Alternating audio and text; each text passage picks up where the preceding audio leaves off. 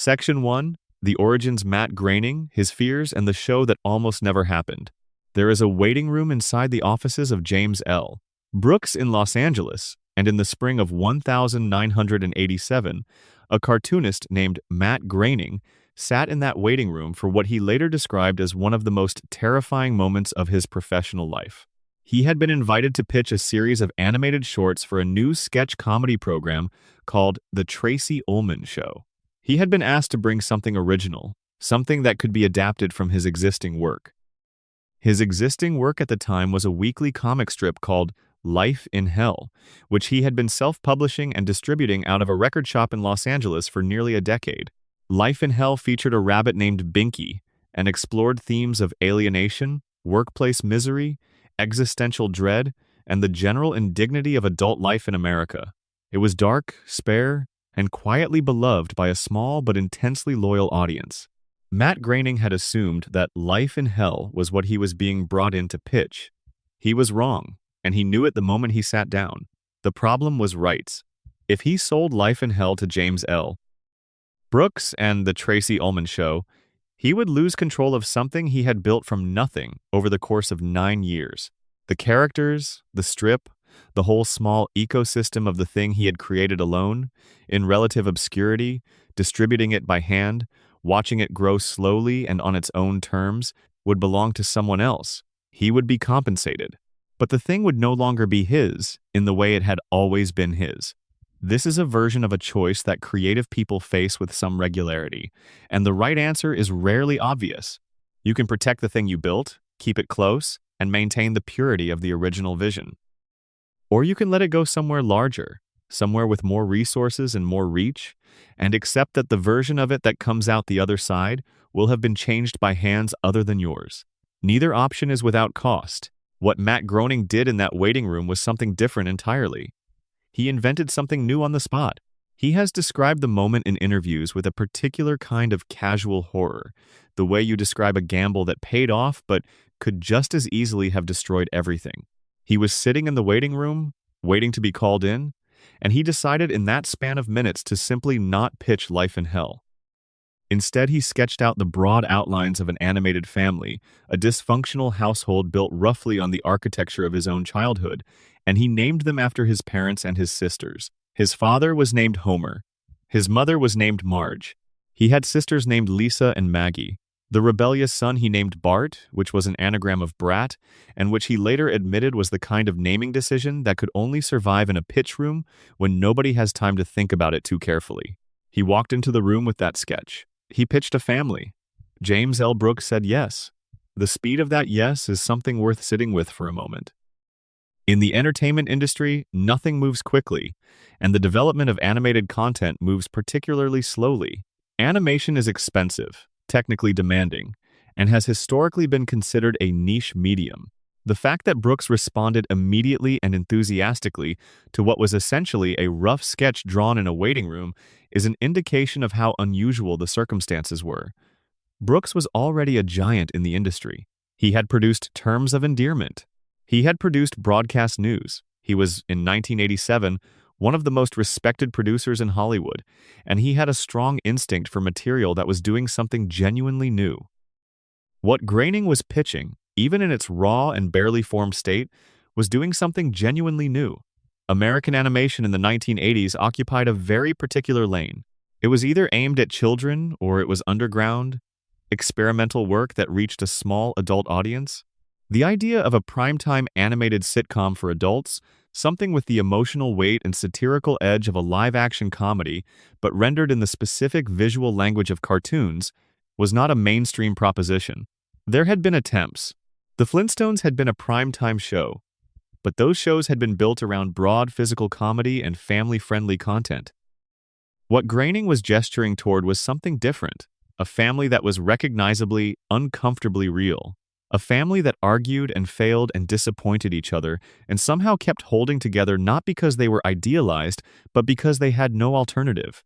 The animated shorts that debuted on The Tracy Ullman Show in 1987 were rough in a way that current fans find genuinely startling. The animation was crude.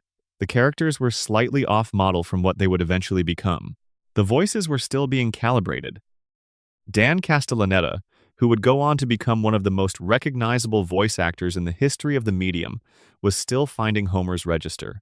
The Homer of the early Tracy Ullman shorts is a different creature from the Homer of the television series, slightly more gruff, slightly less specific in his particular variety of well-meaning incompetence. But the core of the thing was already there. The domestic texture, the sense of a household that was perpetually in mild crisis, the affection that coexisted with irritation, the way the children's lives seemed to be developing on trajectories that bore little resemblance to what their parents had intended. All of that was present in the shorts, and it was distinct enough that the Tracy Ullman Show became, among a certain subset of viewers, something to watch specifically because of the animated interstitials that ran between sketches.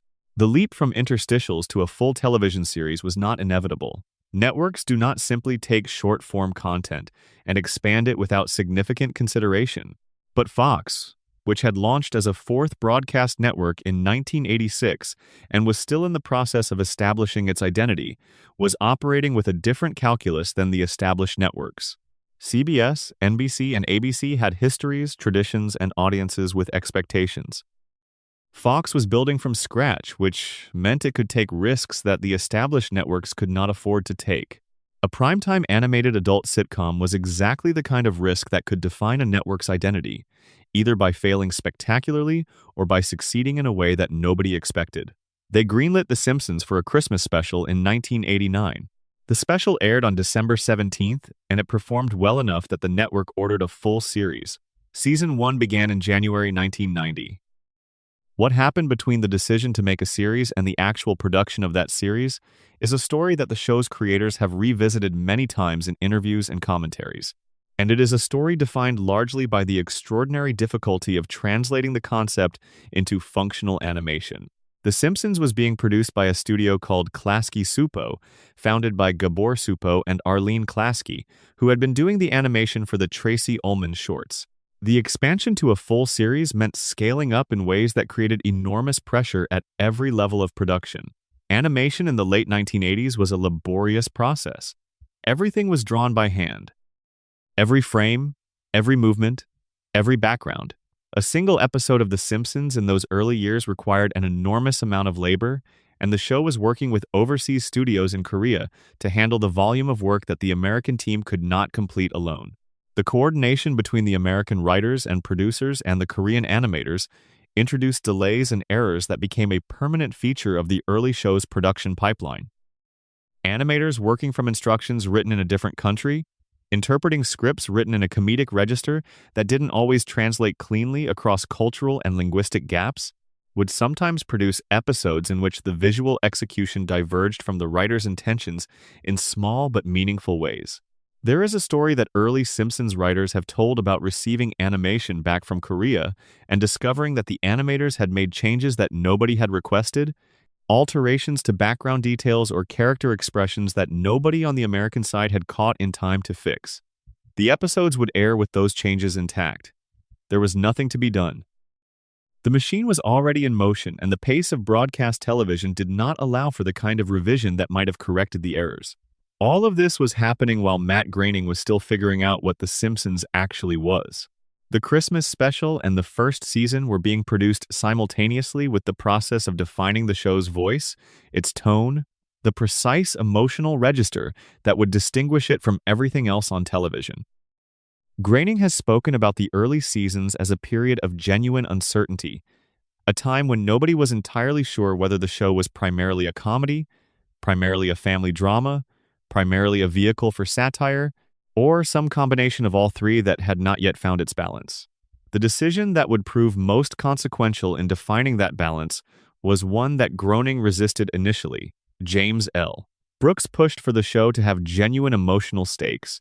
He pushed for Homer and Marge's marriage to feel real, for the children's struggles to carry actual weight, for the comedy to emerge from situations that the audience recognized as having genuine stakes. Groening, coming from the tradition of underground cartooning, was more comfortable with the detached, absurdist register of life in hell. The tension between those two instincts, the warm emotional core that Brooks brought to the project, and the darker, stranger sensibility that Groening had developed over nearly a decade of self-publishing, produced a creative friction that the early seasons of the show managed to contain and channel into something remarkable. Season 1 is often assessed by modern viewers as the weakest of the show's early run, and the assessment is not unfair. The animation is unpolished. The characters are still being defined. The comedic timing is occasionally off in ways that the show would correct as it accumulated experience. But Season 1 has a rawness to it that later seasons deliberately moved away from, and that rawness communicates something true about the Simpson family that the more polished later seasons sometimes smoothed over. These are people who are struggling. The stakes feel real because the show had not yet fully committed to the safety net of cartoon logic. Homer's problems in Season 1 feel like problems a real person might have, and the fact that they are being navigated by a cartoon family doesn't fully diffuse the tension. The ratings for the first season were not what anybody would have predicted. The show was a genuine phenomenon from almost the beginning.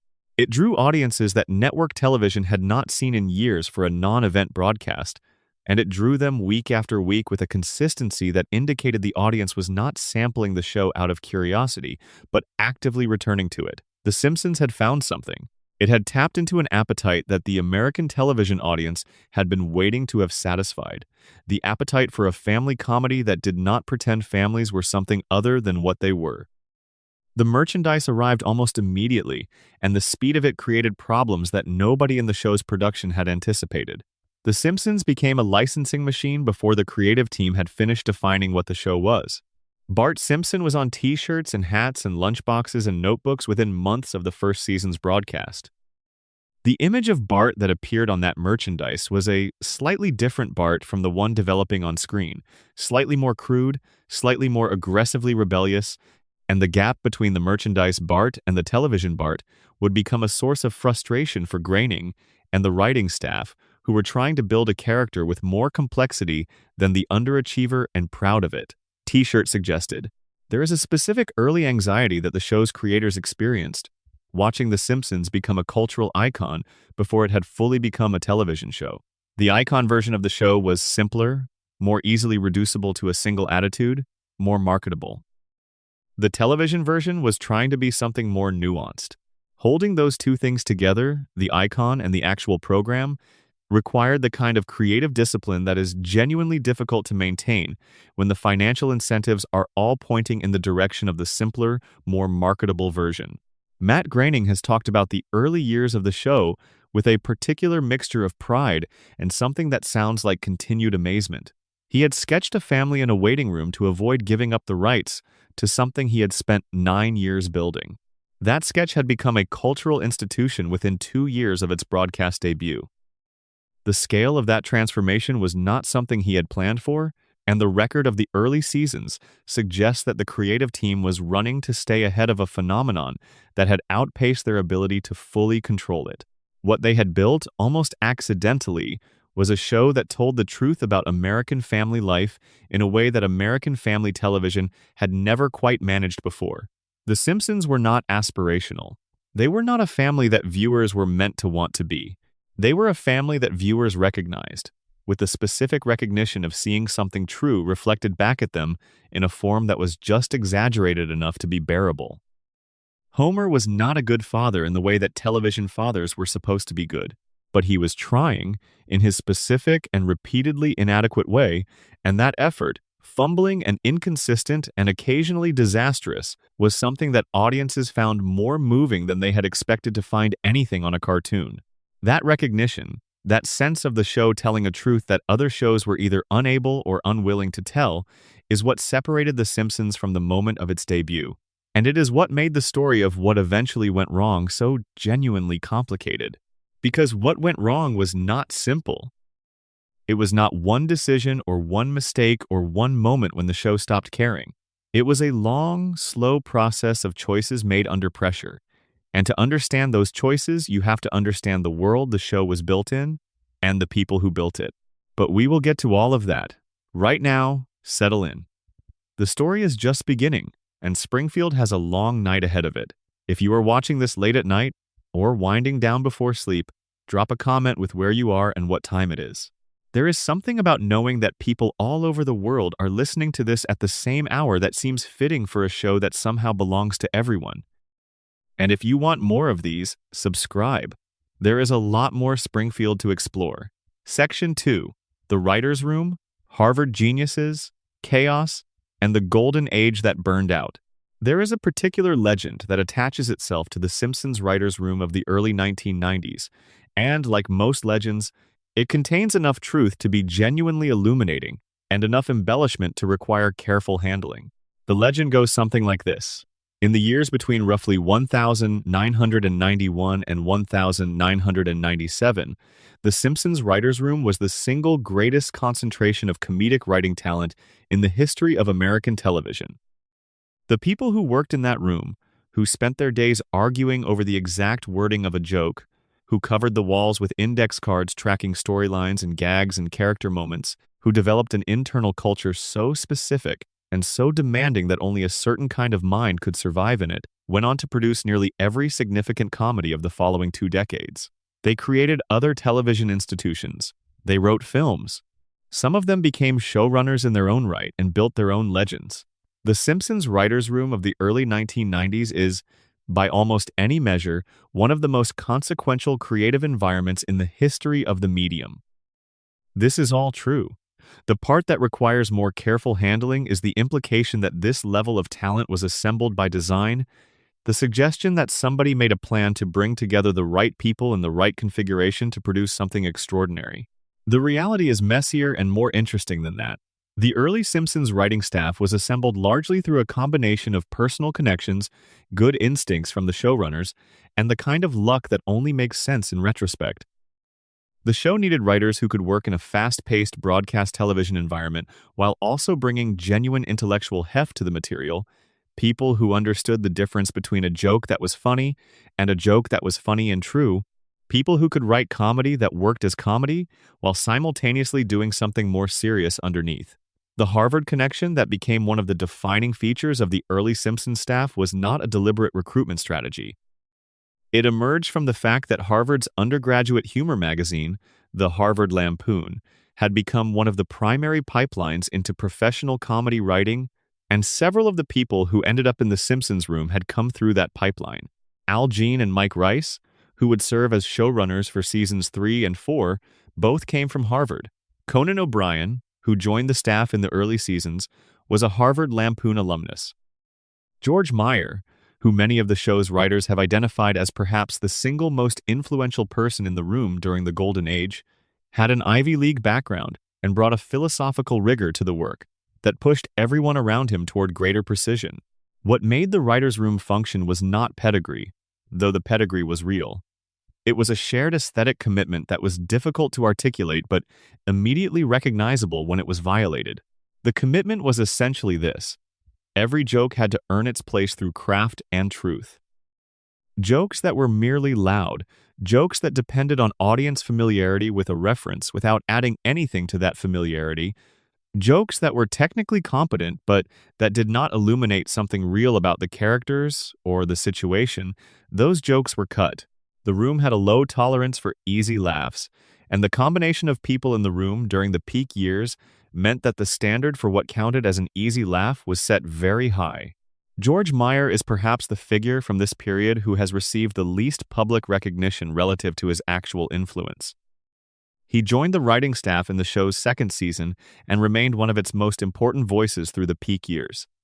He was famously demanding both of himself and of everyone around him. He had a philosophical commitment to the idea that comedy was not separate from meaning, that the funniest jokes were the ones that revealed something true, and that the pursuit of the cheapest laugh available in a given situation was a kind of creative failure. His colleagues have described the experience of working near him as both galvanizing and exhausting, the experience of having someone in the room who raised the standards simply by being present, making it impossible to settle for anything less than the best version of what a scene could be. He also had what multiple colleagues have described as the strangest, most original sense of humor in a room full of people with genuinely strange and original senses of humor. His jokes were often the ones that other writers could not quite explain after the fact, the ones that seemed to work through some logic that was adjacent to conventional comedy logic without quite following the same rules. The Springfield universe, in its richest and most peculiar forms, bears his fingerprints everywhere, in the texture of the background jokes, in the particular variety of absurdism that the show deployed at its peak, in the sense that Springfield was a place that operated according to its own internal rules that were almost, but not quite the rules of the real world. The process by which episodes were written during the Golden Age was collaborative to a degree that is unusual in broadcast television. The showrunner system, in which a single person serves as head writer and has final authority over the creative direction of the series, exists in American television because it provides clear lines of authority and accountability. The Simpsons used this system, but within the writer's room itself, the culture was more anarchic. Ideas came from everywhere. Jokes were contributed by anyone who had a better version of the joke currently on the table, and the process of breaking a story, of figuring out the structure and emotional arc of an episode before the actual writing began, involved the full room arguing through options until something that satisfied everyone emerged. This process was slow. It was often contentious. It produced the kind of creative friction that can either generate genuine breakthroughs or destroy professional relationships. And during the peak years, it mostly generated breakthroughs. The show's writers have spoken about the experience of working in those rooms as something that was genuinely unlike any other writing environment they had encountered. A place where the standards were so high and the talent so concentrated that the normal shortcuts were simply not available. You could not pitch a mediocre version of an idea and expect it to survive, because there were too many people in the room capable of identifying exactly why it was mediocre and proposing something better. The toll this took was significant. Former Simpsons writers have spoken with a degree of candor about the psychological demands of working at that level, of the sustained creative pressure of producing 20-plus episodes per season at a standard that the first few seasons had established as the baseline expectation. The show was critically acclaimed and culturally dominant from an early stage, which meant that the room was always working under the pressure of meeting an expectation that the previous season had created.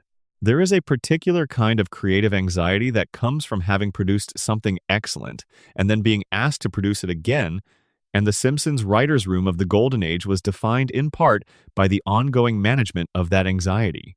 Some of the writers who left the show during or after its peak years have been candid about the fact that they left in part because the pressure was unsustainable. The show demanded everything, and the culture of the room, which rewarded the sharpest mind in any given moment and had little patience for anything less, could be thrilling in small doses and genuinely bruising over the course of a full season. The turnover in the writing staff during the early years was partly a reflection of this. Some people burned out, some people left for opportunities that the show's success had created for them elsewhere. Some people were simply not able to sustain the level that the room required, and the culture of the room was not particularly gentle about making that clear. Al Jean and Mike Reiss, who ran the show during seasons 3 and 4, have been described by their colleagues as an effective counterbalance to some of the more intense dynamics of the writers' room. They were both excellent writers in their own right, and they provided a kind of organizational stability that the more chaotic creative energy of the room needed to function productively. Their tenure corresponds to some of the most celebrated episodes in the show's history, episodes that demonstrated the full range of what The Simpsons was capable of, from pure comedic set pieces to genuinely moving character work to the kind of pointed social satire that made the show feel essential in a way that pure comedy rarely achieves. After seasons 3 and 4, Al Jean and Mike Reiss left to pursue other projects, and the show passed to David Merkin, who ran it for seasons 5 and 6. Merkin brought his own sensibility to the material, and his seasons are, by the assessment of most critics, among the strongest in the show's history. He pushed the show's surrealism further, leaned into the stranger possibilities of the animated form, and maintained the emotional integrity that the Brooks influence had established, while expanding the range of what an episode could do tonally.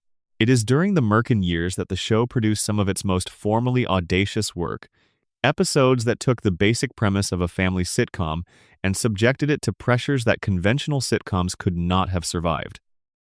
An episode could begin as a gentle domestic comedy and end somewhere unexpected, having moved through registers of absurdism and pathos that would have seemed irreconcilable if you had described them in advance, but felt inevitable when you were watching them unfold. The writers who drove this period have spoken about the experience in terms that consistently emphasize a specific quality: freedom. The show at its peak gave its writers an unusual degree of creative freedom, partly because of the success that made it difficult for the network to interfere too aggressively, and partly because the culture of the room had established a standard that everybody understood and that served as a shared reference point. The freedom was not the freedom of having no standards. It was the freedom that comes from having standards that everyone in the room has fully internalized, so that the enforcement of those standards does not require external authority. This is a fragile equilibrium.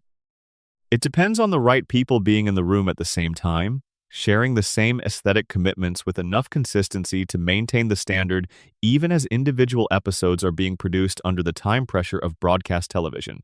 When the people change, the equilibrium changes. When the talent thins, the standard shifts. And the history of The Simpsons after its peak years is in significant part the history of that equilibrium slowly failing, of the conditions that had produced the golden age being progressively undermined by a combination of success, turnover, and the specific difficulties of sustaining excellence over a period of decades. But the golden age itself, the extraordinary run from roughly the second season through the seventh or eighth, remains one of the most remarkable sustained achievements in the history of television comedy.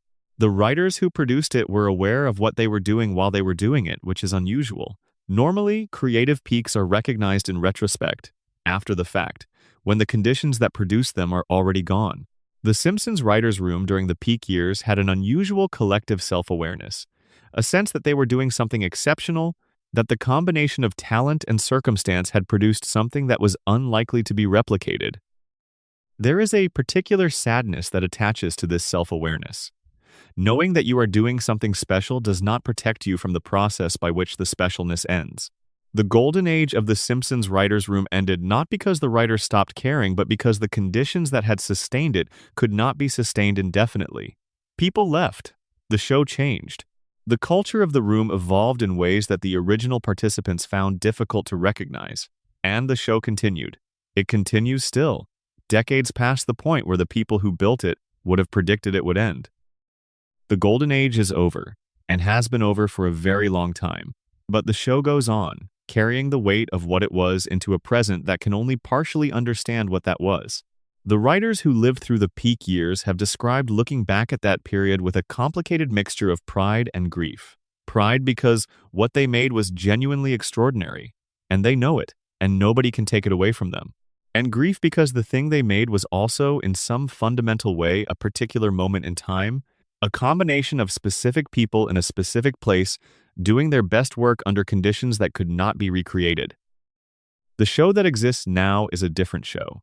The room that exists now is a different room. And the gap between what The Simpsons was and what it became is one of the central mysteries of American television culture.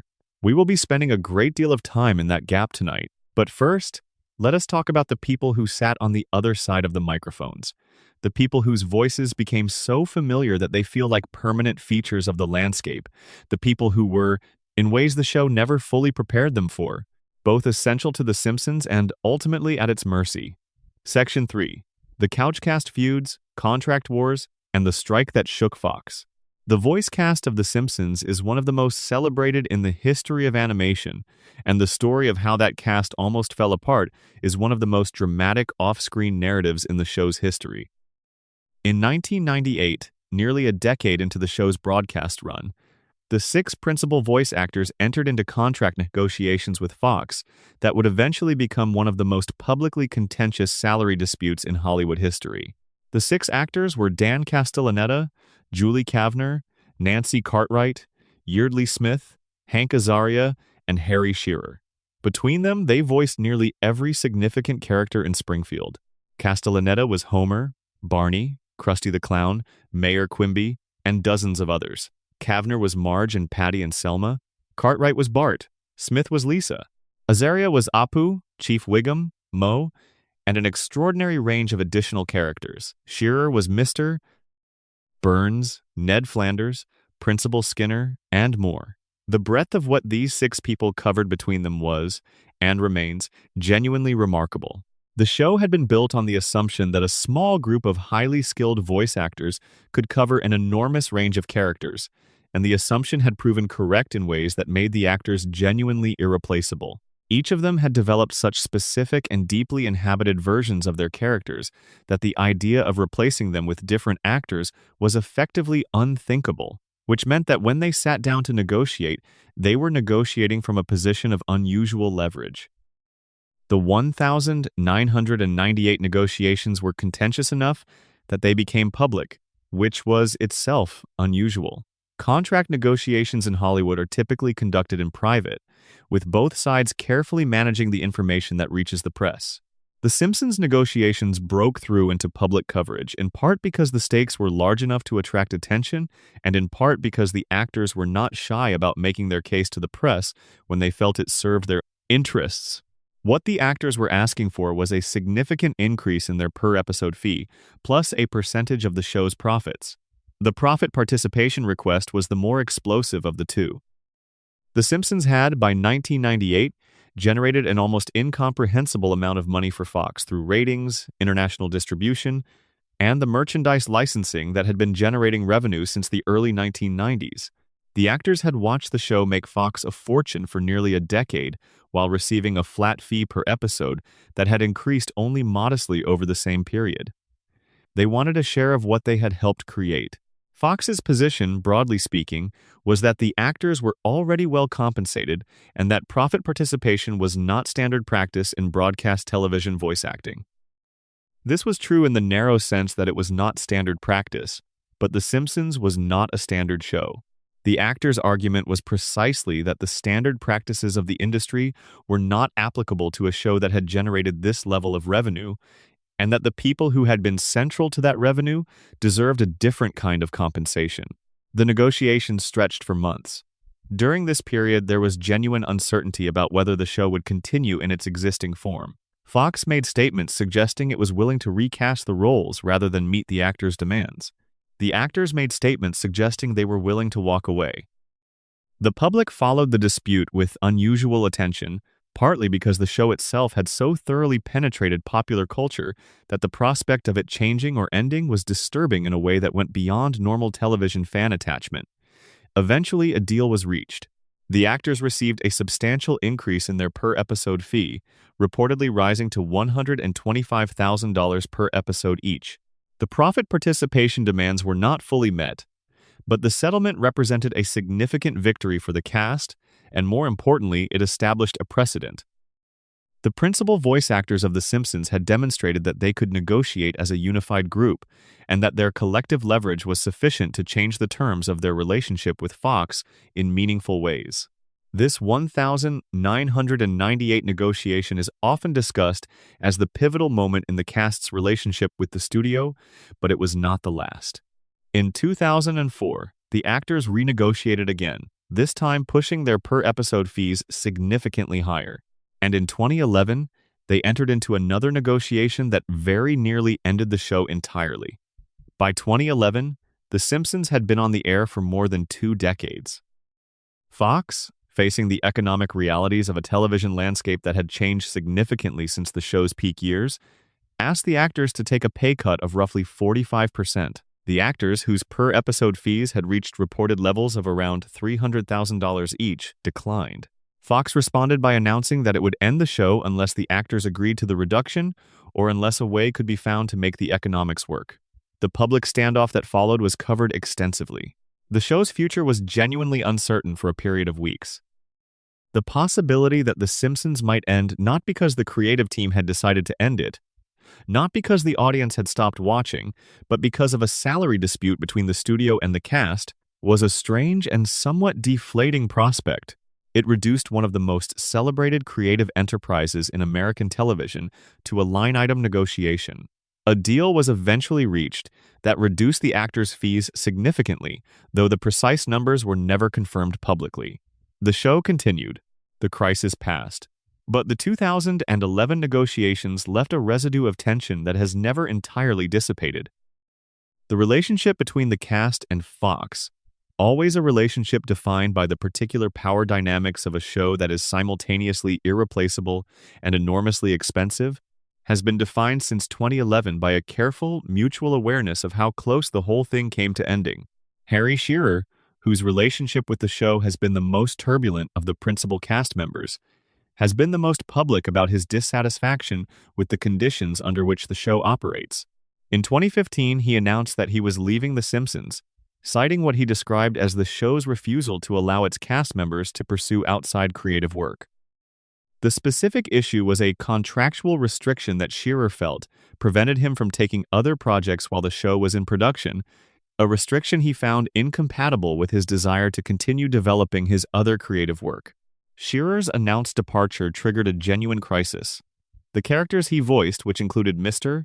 Burns, Ned Flanders, Waylon Smithers, Principal Skinner, Reverend Lovejoy, Kent Brockman, Lenny, and many others, were so central to the show that the prospect of recasting them was genuinely alarming.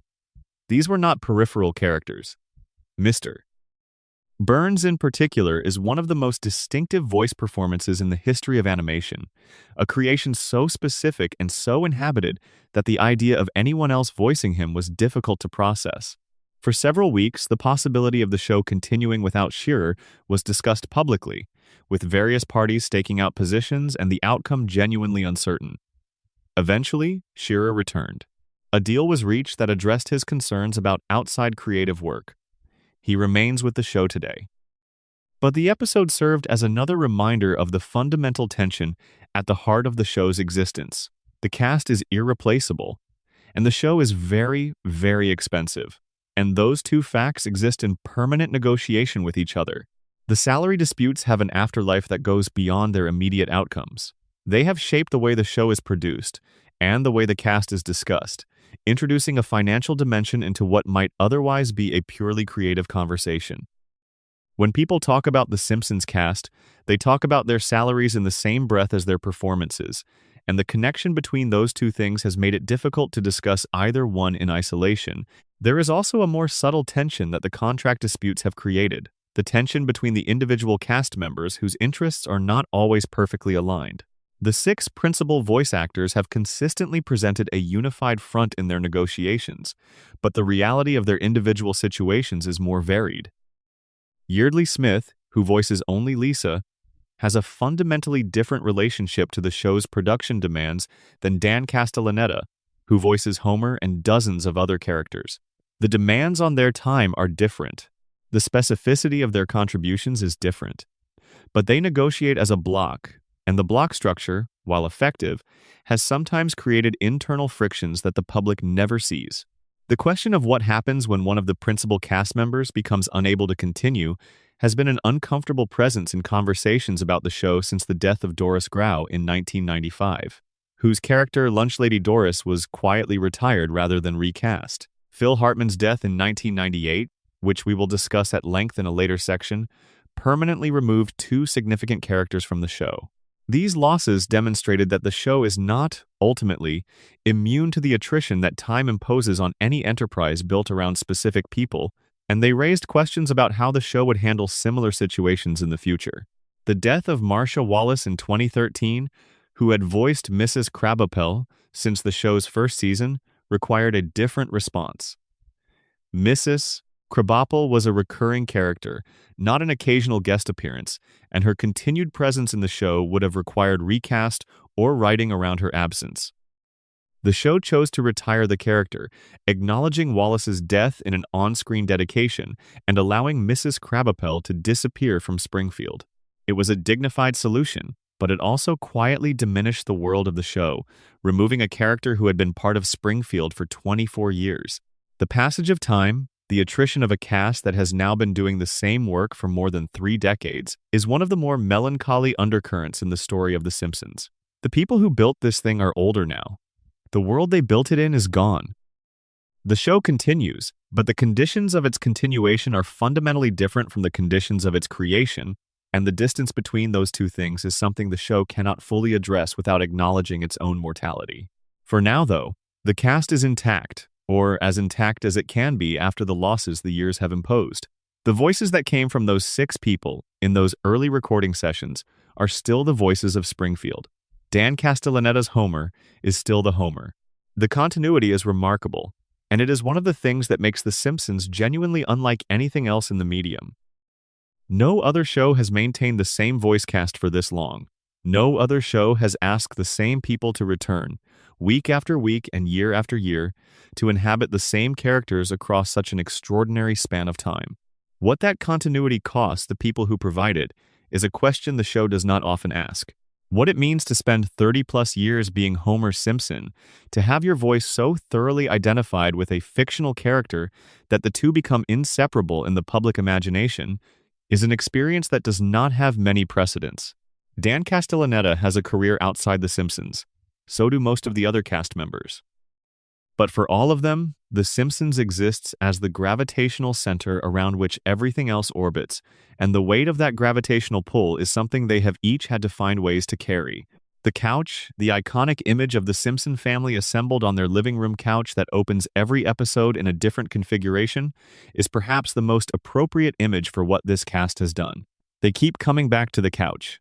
Week after week, season after season, decade after decade. The couch gag changes every time, and what happens after they sit down changes every time, but they keep sitting down. They keep showing up, and Springfield keeps happening. Section 4. Conan O'Brien, John Swartzwelder, and the ghosts who built Springfield. Every great room has its ghosts, the people who passed through and left something permanent behind without staying long enough to see what their contribution became. The Simpsons has several, but two in particular seem to haunt the Golden Age in ways that cannot be fully accounted for by their time in the building. Conan O'Brien came to The Simpsons in 1991 and left in 1993, a 2-year tenure that by the standards of his subsequent career seems almost impossibly brief. He arrived as a 28-year-old with a Harvard Lampoon background and a comedy sensibility that was already distinctive, already characterized by the particular blend of intellectual self-deprecation, absurdist wordplay, and genuine warmth that would eventually make him one of the most recognizable presences in late-night television. At The Simpsons, he was one writer among many, subject to the same collaborative process that everyone else was subject to, contributing to episodes and having his contributions filtered through the room's collective voice. He was also, by most accounts, exceptionally good at the work. His colleagues have described him as one of the funniest people in a room full of very funny people, which is not nothing. The Simpsons writers' room of the early 1990s had a high floor. Being the funniest person in that room was a meaningful distinction. The episodes that bear his credit as writer or co-writer include some of the most celebrated in the show's run. Marge vs. The Monorail, which aired in the 4th season and for which O'Brien has a solo writing credit, is consistently ranked among the best Simpsons episodes ever made. It is a show about a traveling salesman who cons Springfield into spending a government windfall on a monorail rather than using the money to fix a problem. It is also, in the way of the best Simpsons episodes, a show about many other things simultaneously, about civic vanity, about the seductiveness of grandiose solutions to mundane problems, about the particular variety of American gullibility that responds to a confident salesmanship with uncritical enthusiasm. The central joke of the episode, which involves a musical number that explicitly parodies The Music Man, manages to be both a skilled piece of parody and a genuinely funny standalone piece of comedy, the kind of double function that the best Simpsons episodes perform, with apparent effortlessness. O'Brien left The Simpsons in 1993 when Lorne Michaels offered him the hosting position on Late Night following David Letterman's departure for CBS. The decision was not complicated. Late-night television was a different arena, a bigger platform, and O'Brien took it. The Simpsons writing staff gave him a farewell that was apparently both warm and characteristically savage, in the way of rooms that express affection through the same tools they use for everything else. What he left behind at The Simpsons, beyond the episodes with his name on them, was a sensibility that the room had absorbed. The particular variety of absurdism that characterized the show at its peak, the willingness to let jokes escalate past the point where a more conservative comic instinct would have pulled back, the delight in the specific comedy of something that is technically true but that nobody would ever say in the way a Simpsons character says it. Some of that is traceable to the years when O'Brien was in the room, contributing to the collective voice. John Swartzwelder is a different kind of ghost. The kind that never entirely left but that nobody could quite locate when they went looking. He was one of the most prolific writers in the show's history, with 59 produced episodes bearing his sole writing credit, a number that exceeds every other writer in the show's history by a significant margin. He was also one of the most reclusive, a writer who avoided interviews to a degree that goes well beyond the ordinary reluctance of writers to discuss their work publicly. For most of The Simpsons' peak years, Swartzwelder was something of a legend among comedy writers, known primarily through his work and through the stories his colleagues told about him, but almost entirely invisible as a public figure. The stories his colleagues tell are consistently funny and consistently strange, which is appropriate for a man whose comedy occupied a space that was distinctly his own. He wrote from home rather than in the writer's room, submitting scripts that would then be revised and refined through the collaborative process. The initial scripts that came from Swartzwelder were, by the accounts of those who received them, fully formed in ways that other writers' scripts rarely were, already containing the distinctive voice and the specific variety of escalating absurdism that characterized his best work. His sensibility, at its most recognizable, involves a kind of deadpan maximalism, a commitment to the premise of a joke that continues past the point where most writers would conclude it, finding new angles and new complications as it goes. A Swartzwelder joke is often a Swartzwelder paragraph or a Swartzwelder scene, a unit of comedy that builds across multiple beats rather than delivering itself in a single punchline. The economy of the delivery is always there, the spare language, the absence of unnecessary words, but the conceptual architecture is often more elaborate than it initially appears. Homer versus the 18th Amendment, an episode in which Springfield briefly reinstates prohibition and Homer becomes a bootlegger, is a Swartzwelder episode. So is Bart the Daredevil, one of the earliest Season 2 episodes to demonstrate what the show could do with escalating physical comedy. So is Homer at the Bat, the episode in which Mr. Burns hires professional baseball players to win a factory softball championship, which manages to be both a perfectly constructed sports comedy and one of the most effective celebrity guest episode templates the show ever produced. Swartzwelder stopped writing for The Simpsons around 2003, departing for reasons that were never publicly explained.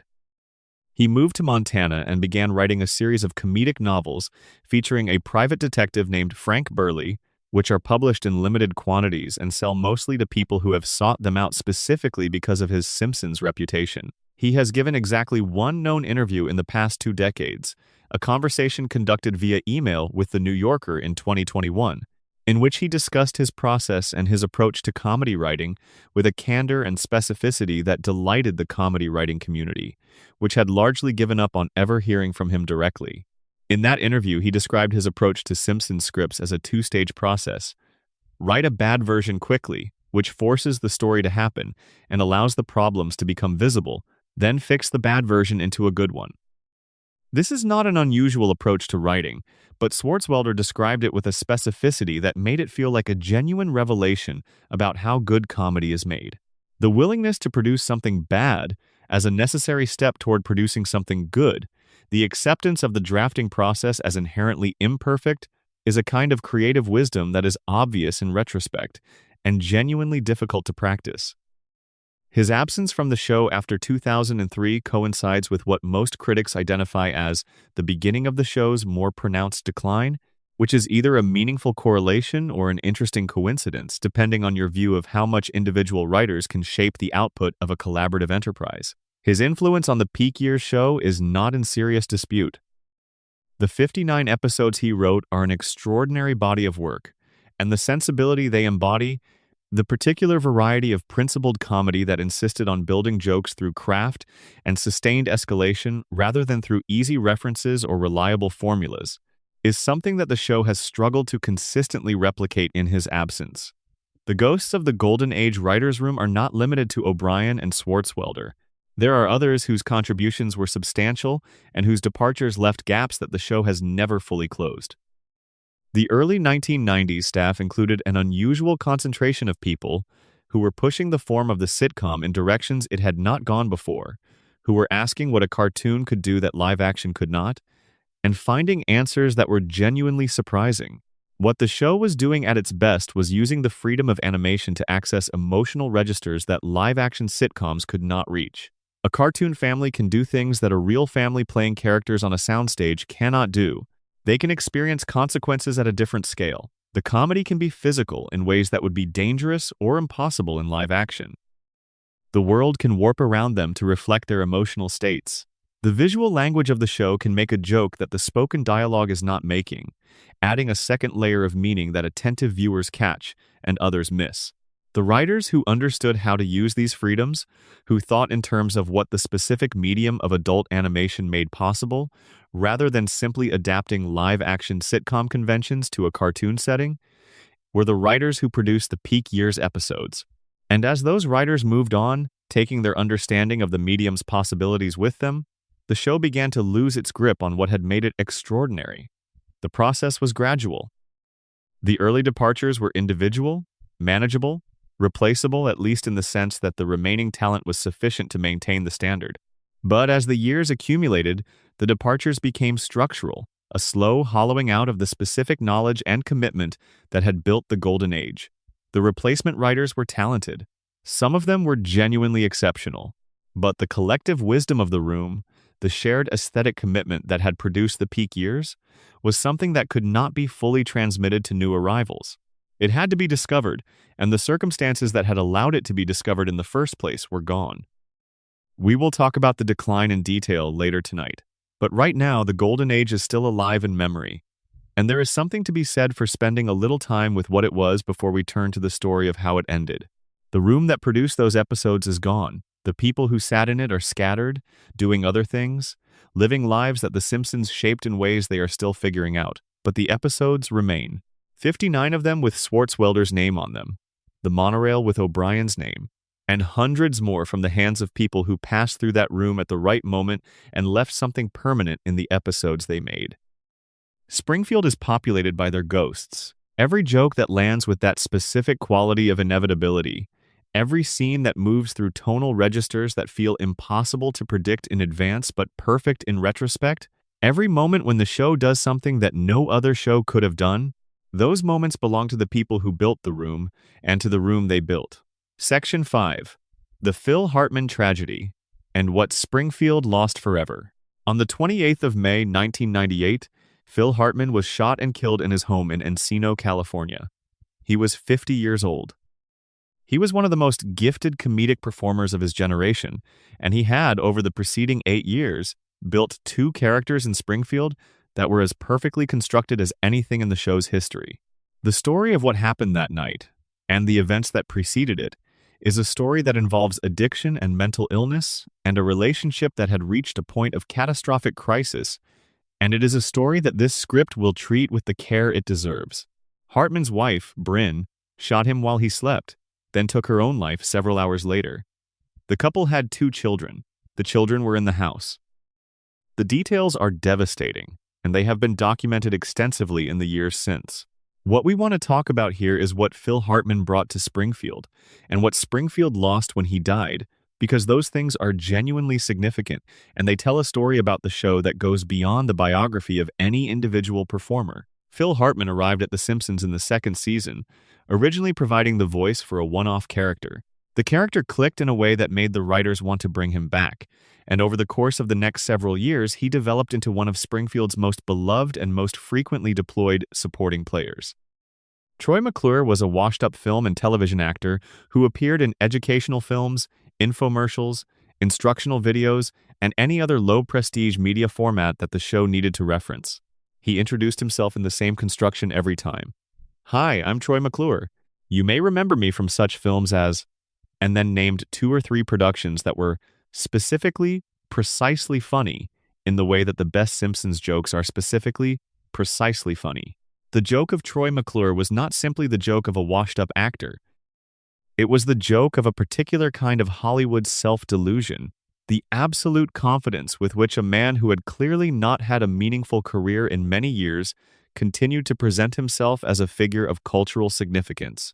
McClure's unwavering belief in his own continued relevance, delivered in a voice that projected the kind of confident warmth that television pitchmen had been cultivating since the medium's earliest days, was the joke, and Hartman inhabited it with such complete commitment that the character transcended the format that contained him. Troy McClure's appearances were always too short, always left the audience wanting more, always delivered the specific pleasure of a joke that was both broader and more precise than it initially appeared. Lionel Hutz, the other Hartman character, was a different creation, a disaster of a lawyer who was simultaneously incompetent, unethical, and somehow endearing. He operated out of a shopping mall, offered legal services for implausibly low prices, and consistently made situations worse for his clients through a combination of genuine ignorance and creative dishonesty.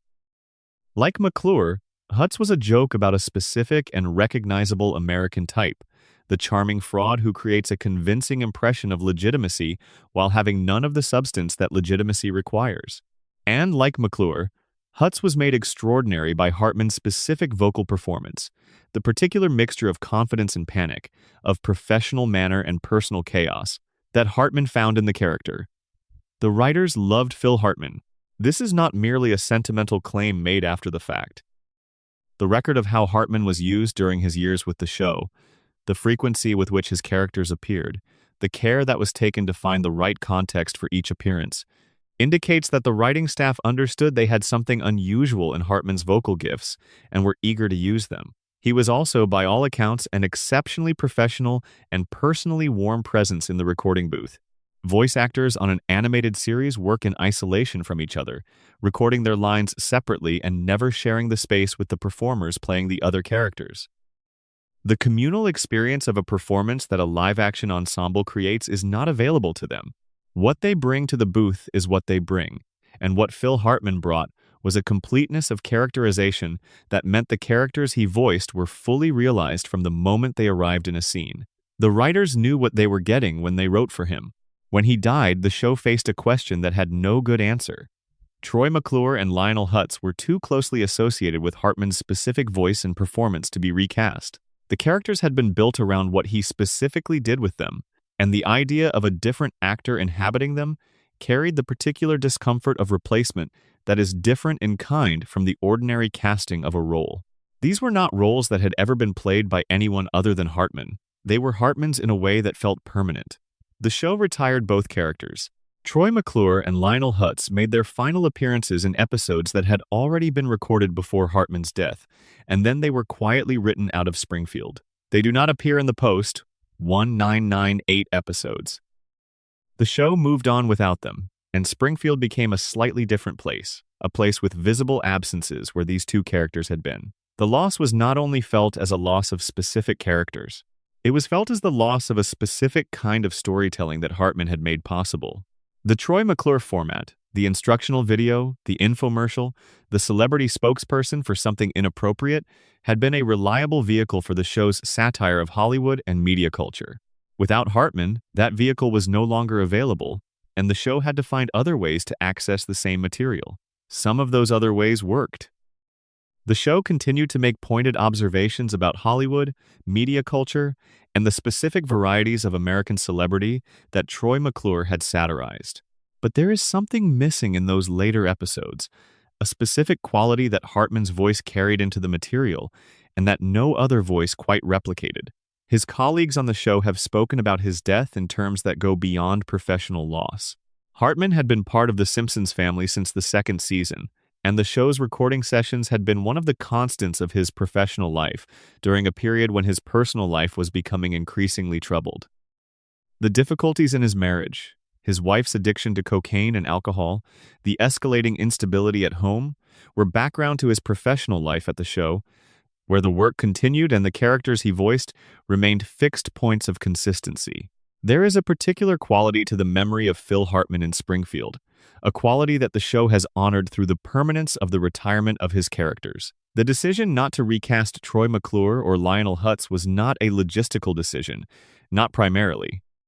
It was a recognition that these characters had been created by a specific collaboration between a performer and a set of writers, and that the collaboration was not transferable. What Hartman had made, he had made permanently. Removing his specific performance from the equation did not leave a role that someone else could fill. It left an absence. The Simpsons has had many moments of genuine loss in its long history, moments when the people who built it have been taken by circumstances that the show cannot control.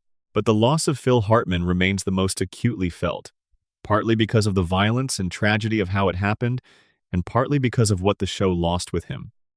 Troy McClure and Lionel Hutz were not just well-executed jokes. They were characters who carried something essential about what Springfield was, about the specific variety of American fraud and delusion that the show was built to satirize.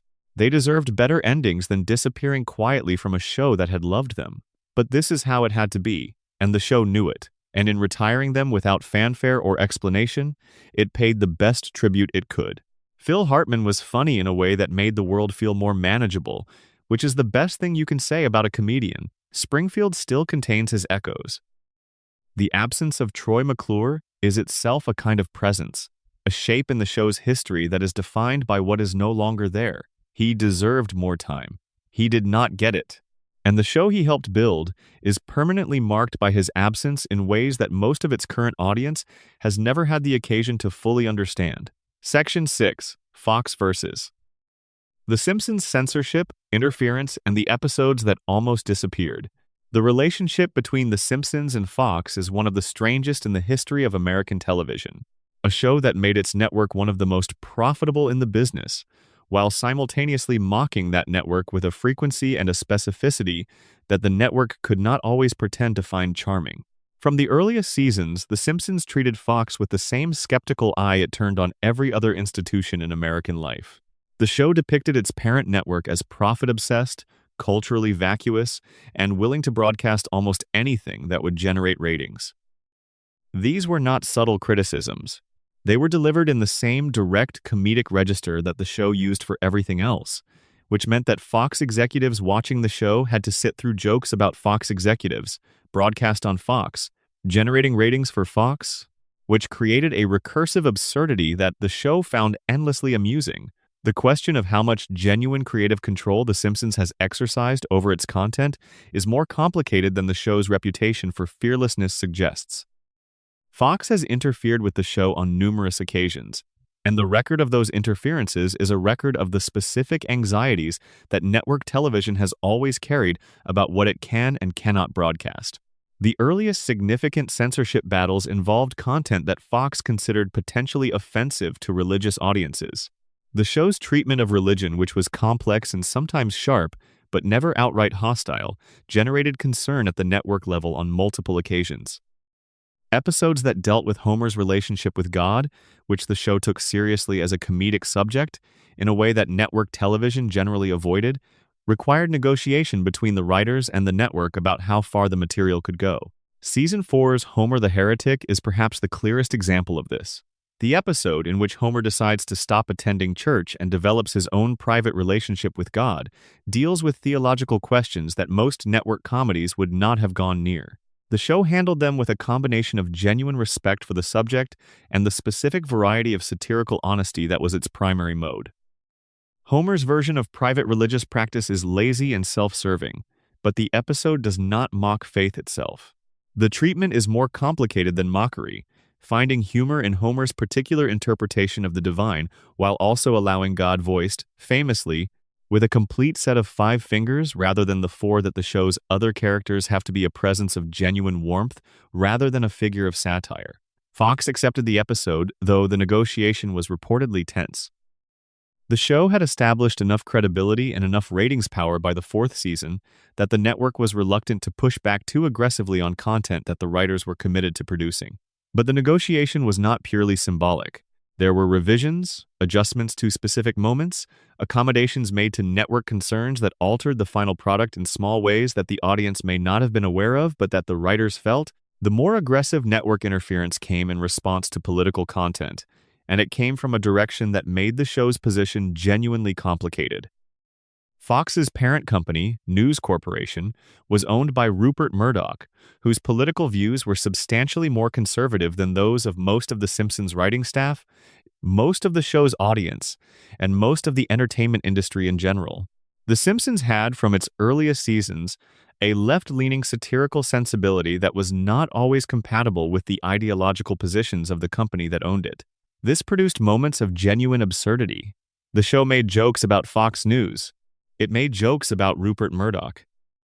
It made jokes about the relationship between conservative media and political power in ways that were pointed and specific, and that the people who owned the show found, to put it generously, complicated. The fact that these jokes continued to air, that the show maintained its satirical independence, even as its parent company was funding politicians and pursuing policies that the show was mocking, is a testament to the show's commercial value, which served as a shield against political interference. Fox could not kill the golden goose, even when the goose was making jokes about the farmer. But the protection was not absolute. There were episodes that were substantially revised in response to network pressure.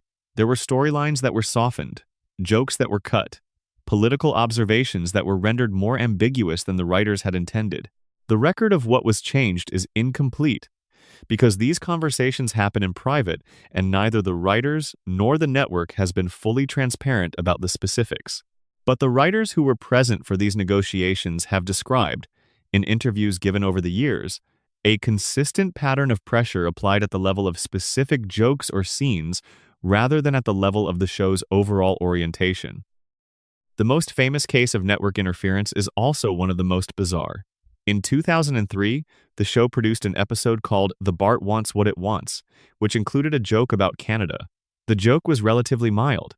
The episode depicted Canada in a way that was affectionately mocking rather than hostile.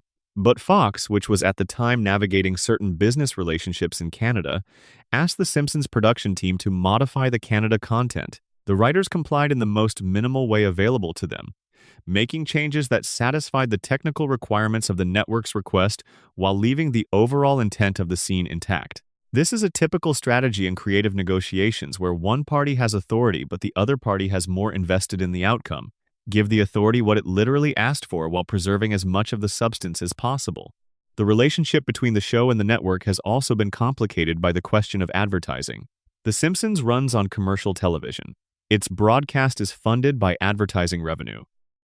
The content of that advertising has occasionally created friction with the content of the show, which has been willing to criticize the same kinds of products and corporations that pay to advertise during its broadcasts. There is a particular story about a tobacco-related episode that has circulated among Simpsons writers and observers for years. The show wanted to produce a more direct commentary on the tobacco industry, and the network's response, shaped by the presence of tobacco advertising, was cautious in ways that the writers found frustrating. The final episode was less pointed than the initial proposal. This is standard in broadcast television, where the interests of advertisers have always exercised a gravitational pull on content decisions, but it was experienced by the writers as a compromise of the show's integrity. The censorship battles of The Simpsons' history are not all political or commercial. Some of them involve simple content standards. The show has pushed consistently against broadcast standards related to violence, sexuality, and language, not with the explicit objective of being shocking, but with the practical result that specific jokes and scenes have been caught by standards and practices review and required modification. The process of producing a network television show always involves this kind of negotiation, and The Simpsons has navigated it with more success than most, in part because its satirical intent provides cover for content that might otherwise be considered gratuitous. The Treehouse of Horror episodes, the annual Halloween specials that the show produces outside the continuity of the regular season, have been the site of some of the most direct confrontations with broadcast standards. The specials operate in a declared context of horror and parody, which gives the writers more latitude than they would have in a regular episode. They have used that latitude to produce content that is genuinely dark, content that engages with violence and death in ways that the regular episodes cannot.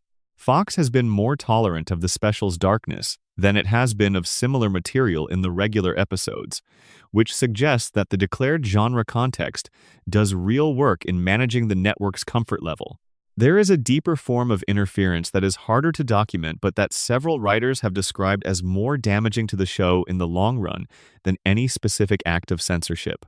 It is the interference of the show's own success on its creative independence. A show that is a massive commercial success exists in a different kind of creative environment than a show that is struggling. The massive success creates obligations, expectations, merchandise commitments, franchise relationships, and a vast infrastructure of people whose livelihoods depend on the show continuing in a form that is marketable. All of these things exercise pressure on the creative process in ways that are difficult to resist because they do not take the form of direct commands. Nobody tells the writers to produce something less challenging. The pressure comes from the shape of the institution itself, from the awareness of what the show needs to be in order to continue generating the revenue that supports everything built around it. This is the censorship that is hardest to fight, because it has no author and leaves no paper trail. It is simply the weight of the thing that the show has become, pressing down on the creative process in ways that make certain kinds of risk feel untenable. The writers who built the Golden Age operated in a show that was successful, but not yet a full institution. The freedom they exercised was partly the freedom of not yet knowing exactly how much was at stake. By the time the full weight of the show's success was apparent, the conditions for the kind of creative risk-taking that had produced the peak years were already changing. Fox's relationship with The Simpsons is, in the end, a relationship between a creative entity and the commercial infrastructure that makes it possible, and it has always been defined by the tension between those two things. The show has gotten away with more than almost any other program in the history of commercial television. It has also been shaped, in ways that are sometimes visible and sometimes not, by the requirements of the commercial context in which it exists. The episodes that almost disappeared, the jokes that were cut, the scenes that were softened, are part of the show's history even in their absence. They are evidence of a negotiation that never fully ended, of a creative enterprise that was always operating within constraints that it could sometimes subvert but never fully escape. Section 7. The decline when the show lost its soul and why nobody could stop it. The decline of The Simpsons is one of the most extensively analyzed creative deteriorations in the history of popular culture, and the analysis has produced no shortage of theories about when it happened and why. What is less often discussed is why it was so difficult to stop. The conventional narrative locates the beginning of the decline in the 9th or 10th season, roughly corresponding with the departure of several key writers and showrunners who had been central to the Golden Age. This is a reasonable narrative in that it identifies a real change. The people who had built the peak year show were no longer running in it, and the show that emerged after their departure was different from the show they had built. The Simpsons that began to emerge in the late 1990s was louder, broader, more reliant on celebrity guest appearances, more willing to pursue absurdist plots without the emotional grounding that had made the earlier absurdism feel earned. But the conventional narrative is too tidy. The decline was not a switch that flipped at a specific moment. It was a process, gradual and uneven, with individual episodes of genuine quality distributed throughout seasons that were, on the whole, significantly weaker than what had come before. The show did not stop being good on a single date. It became less reliably good over a period of years, and the recognition of that change was itself gradual, emerging from the accumulation of disappointments rather than from any single catastrophic failure. The showrunner change that is most frequently cited as significant is the departure of Bill Oakley and Josh Weinstein after Season 7 and the arrival of Mike Scully for Seasons 9 through 12. This is a period that many critics identify as the beginning of the pronounced decline, and the Scully years are often discussed with a particular frustration that goes beyond simple quality assessment. The frustration is rooted in the sense that the show was not merely getting worse, but getting worse in a specific and identifiable way, losing the qualities that had made it great while replacing them with qualities that were antithetical to what the show had been. The Mike Scully era is characterized, in the critical literature, by several tendencies. An increased reliance on celebrity guest appearances, often at the expense of the story's internal logic. A willingness to pursue plot lines that prioritized comedic escalation over character consistency. A loosening of the standard by which jokes were evaluated, with the room becoming more tolerant of easier laughs than the peak years room had been. And a gradual erosion of the emotional stakes that had made the comedy of the earlier seasons feel meaningful rather than simply funny. None of these tendencies emerged from nowhere. They were responses to pressures that the show faced.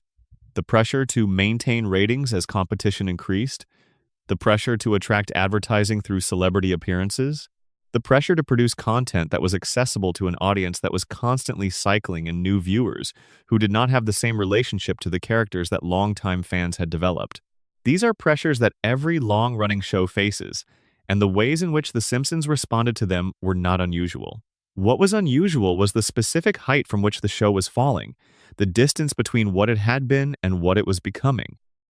Mike Scully has been a target for a great deal of fan and critical frustration over the years, and some of that frustration is misdirected in the way that blame for institutional decline is often misdirected. The showrunner is the most visible person in the creative hierarchy, which makes them a natural target for criticism.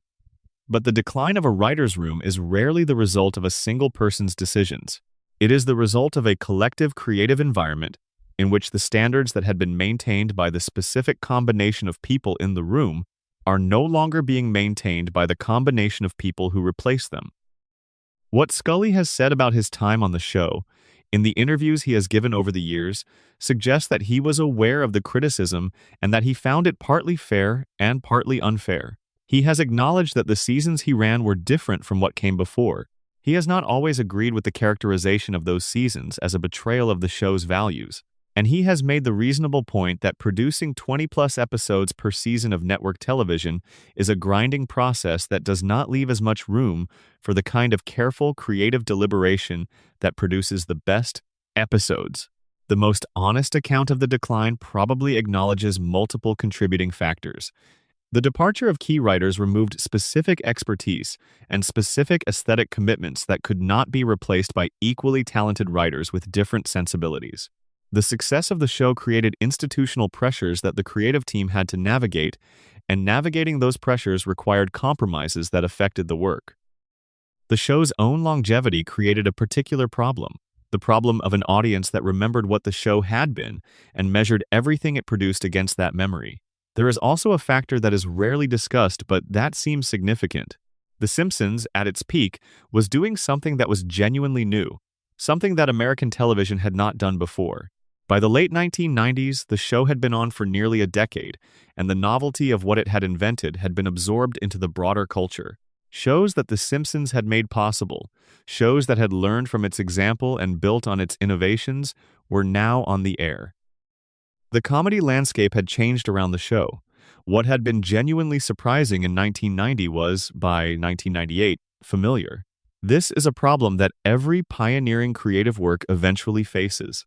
The innovation becomes the standard, and what was once daring becomes the baseline expectation.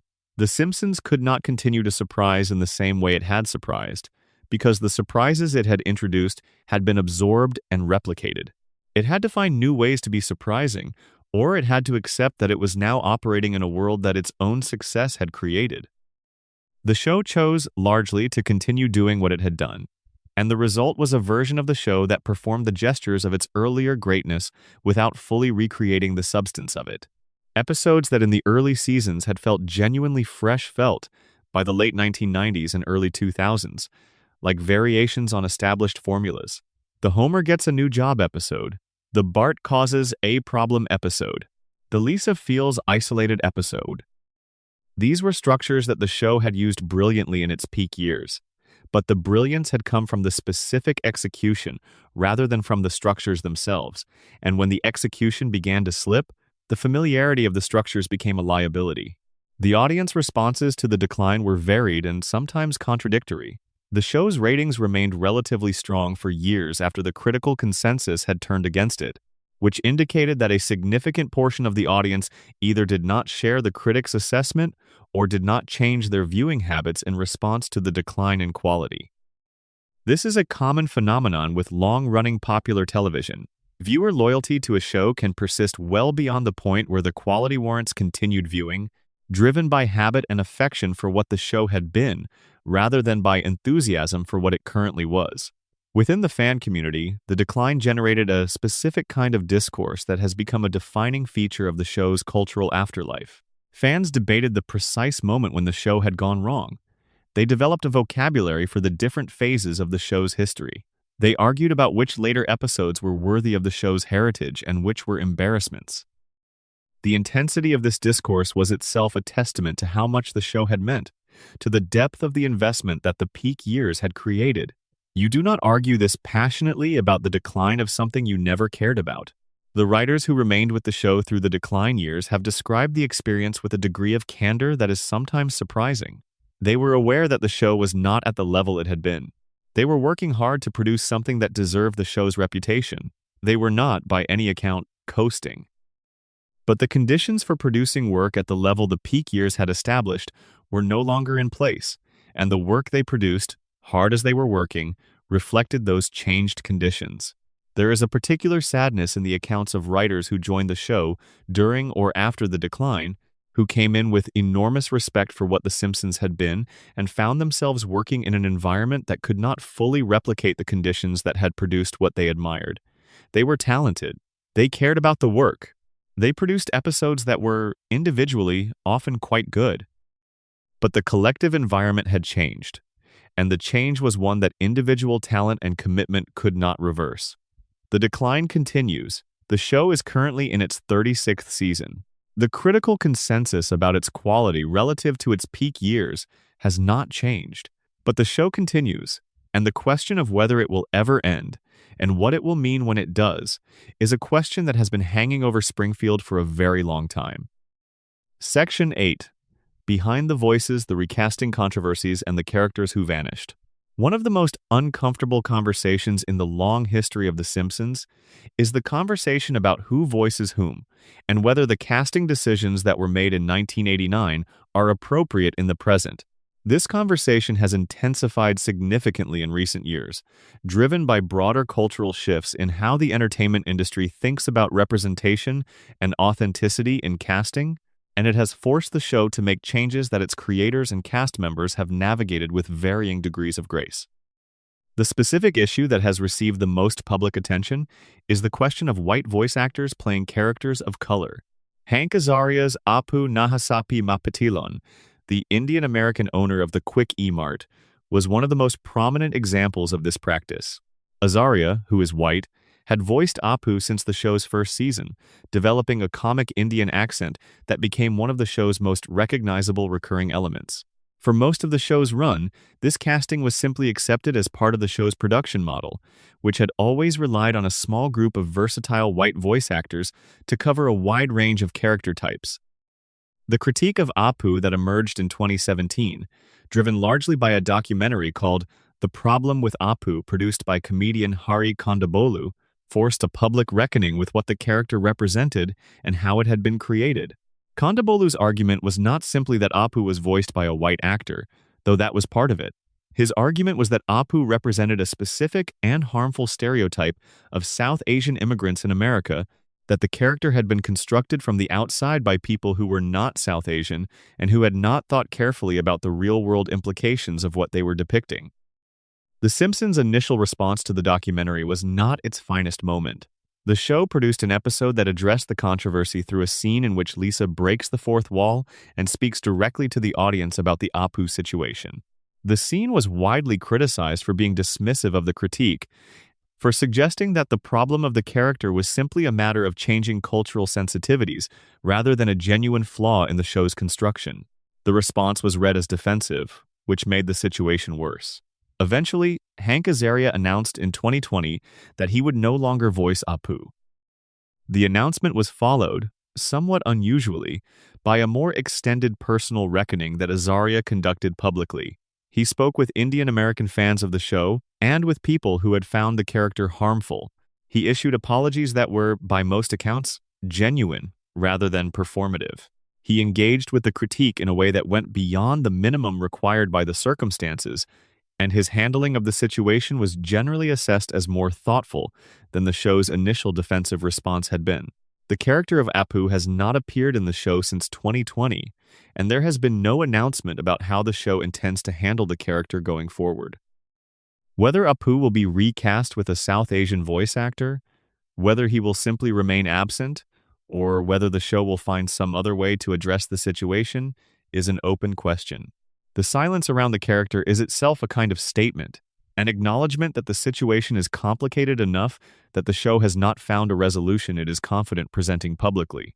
Azaria also voiced other characters that were affected by the broader conversation about representation, including Chief Wiggum, Mo Sislak, and various one-off characters. The Wiggum and Moe voices remained in his care because they were not identified as specific cultural appropriations in the same way that Apu was. But the conversation around Apu inevitably raised questions about the broader practice of a small group of white actors covering the show's entire range of character types, and those questions do not have easy answers. The recasting of Dr. Hibbert is a case that illustrates some of the complexity. Dr. Hibbert, the Simpson family's physician, is a black character who had been voiced by Harry Shearer since the show's early seasons. In 2020, following the broader reckoning with representation in the entertainment industry, the show announced that it would no longer have white actors voice characters of color. Dr. Hibbert was recast with Kevin Michael Richardson, a black voice actor, taking over the role. The recasting was handled with more grace than the Apu situation had been handled, in part because it was proactive rather than reactive, part of a broader policy commitment rather than a response to a specific public controversy. But it also raised questions that the show has not fully answered. If the principle is that characters should be voiced by actors of the same racial background, what does that mean for the show's existing cast? How does the policy apply to the enormous range of one-episode characters and background voices that the show's small principal cast produces across any given season? The policy has been applied selectively, and the selectivity is sometimes difficult to explain on principled grounds. The broader question of what the recasting controversies reveal about the show's history is worth sitting with. The Simpsons was built on a production model that valued versatility and efficiency above representation, that assembled a small group of skilled voice actors and asked them to cover as much of the show's range as possible. This model was standard practice in animation in 1989 and remained standard practice for most of the show's history. The fact that it is now recognized as problematic does not retroactively make the people who made those decisions malicious, but it does mean that the show has to grapple with a history that it cannot fully disown. The characters who vanished without recasting represent a different kind of absence. We have already discussed Troy McClure and Lionel Hutz, retired after Phil Hartman's death. Mrs. Krabappel, retired after Marcia Wallace's death. Lunchlady Doris, reduced to silence after Doris Grau's death and eventually recast with a different voice actress in a limited capacity. There is a specific sadness to these absences that is different from the sadness of the recasting controversies. When a character is retired because the actor who voiced them died, the absence is a form of tribute, a recognition that the character belonged to a specific person and that the specific quality they brought to it could not be transferred. But it also means that Springfield is smaller than it was, that the world of the show has been quietly diminished by the accumulation of losses that decades inevitably impose on any enterprise built around specific people. The show continues to introduce new characters, new voices, new presences in Springfield. Some of these have succeeded. Some have become recurring features of the world. But the particular quality of the original ensemble, the specific voices and the specific performances that defined Springfield in its earliest years, has eroded over time, and the erosion is most visible in the absences. The slots where Troy McClure and Mrs. Krabappel and Lionel Hutz once stood are still visible, still shaped like the characters who used to fill them, and no new character has quite managed to fill them. The voice of Springfield is quieter than it was. The cast is older. The roster has shrunk through death and retirement and the complications of representation. What remains is still extraordinary, still the product of performers who have spent their adult lives building these characters into something genuinely alive. But the full company that built Springfield in the early 1990s is gone, and what the show has now is a reduced version of what it had, sustained by the loyalty and skill of the people who are still present. Section 9. The movie 10 Years of Development Hell and the Deal That Changed Everything. The Simpsons movie arrived in theaters in July 2007. It grossed more than $530 million worldwide. It received generally positive reviews. It was, by the standards of the movie industry, an enormous success. And it nearly did not happen at all. The history of The Simpsons movie is a history of false starts, abandoned scripts, creative disagreements, and the particular difficulty of translating a television show that had been defined by its episodic, weekly format into a 2-hour cinematic experience. The movie took approximately 10 years from the earliest discussions to its theatrical release, a development timeline that would be considered excessive for almost any other project, and that was, for a project of this specific nature, genuinely painful. The idea of a Simpsons film had been discussed from the show's earliest days. A feature film based on a successful animated television series was not a novel concept. Disney had been producing theatrical animated features since the 1930s, and the possibility that The Simpsons could make a similar transition was considered almost from the moment the show achieved cultural prominence. But the transition is harder than it sounds, and the history of The Simpsons movie is partly the history of the show's creative team learning, over the course of a decade, exactly how hard it was. The fundamental problem is one of scale. A Simpsons television episode is 22 minutes long. It tells a specific story, usually one with a relatively tight focus on one or two characters, and it resolves that story within the constraints of its runtime. The episode format is perfectly calibrated for what the show does. The structure is familiar, the rhythms are established. The audience knows what to expect, and the show knows how to deliver it. A feature film is a fundamentally different form. It is longer, which means it can do things that an episode cannot. But it also means it has to sustain attention over a period that episodes do not have to sustain. It has to feel cinematic, which is different from feeling televisual in ways that are real but difficult to articulate. It has to justify the theatrical experience, which means it has to give audiences something that watching the show at home does not provide. The question of what The Simpsons movie needed to do differently from the show, what a film version of The Simpsons could offer that the television show could not, drove nearly a decade of development conversations that repeatedly produced approaches that were abandoned when they failed to satisfy the people who mattered most. Matt Groening, James L. Brooks, and the principal writers who had been with the show through its peak years were all involved in the development of the film. The involvement of multiple creative stakeholders with strong views about what the film should be was both a resource and a source of difficulty. The people in the room had the experience and the commitment necessary to produce something worthy of the show's reputation. They also had enough history with each other and enough investment in specific approaches to the material that reaching consensus was a slow and sometimes contentious process. The early development work produced numerous script drafts that were abandoned, scripts that focused on different characters, scripts that took the family in different directions, scripts that addressed different aspects of Springfield's world. Each of these drafts was developed to a point where its weaknesses became apparent, and then the room started over. There is a specific creative problem that recurs throughout the accounts of the film's development, and it is the problem of what the film needed to do with Homer. In the television show, Homer's particular variety of lovable incompetence is sustainable because each episode resets to baseline. Homer can fail catastrophically in one episode and be forgiven by the next, because the episodic format allows for that kind of continuity-free consequence structure. A feature film cannot offer the same reset. The consequences of a film have to accumulate over the 2-hour runtime in ways that change the characters and change the situation, or the film has no dramatic arc. This meant that the Homer of the film had to be able to do something genuinely terrible, something that had real consequences for the people he loved and the world he inhabited, and then had to find a way to address those consequences that was emotionally satisfying without being false to who the character was. The challenge was considerable. Homer's capacity for genuine self-reflection is limited, not because the show is not interested in his interiority, but because his character is defined in part by his specific relationship to consequence, his ability to move through disaster without fully processing what it means. The script that eventually became the film found a solution by making Homer's central failure a public one, a failure so large and so visible that it could not be absorbed within the normal reset structure of his life. When Homer's irresponsible disposal of waste causes Springfield to be sealed under a glass dome by the EPA, the consequences are not the usual kind of personal disaster that the family absorbs and forgives.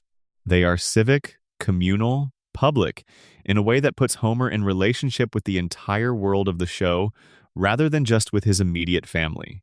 The dome structure also allowed the film to address something that the weekly television format could not quite address, the question of what it would feel like to inhabit Springfield if you could not escape it.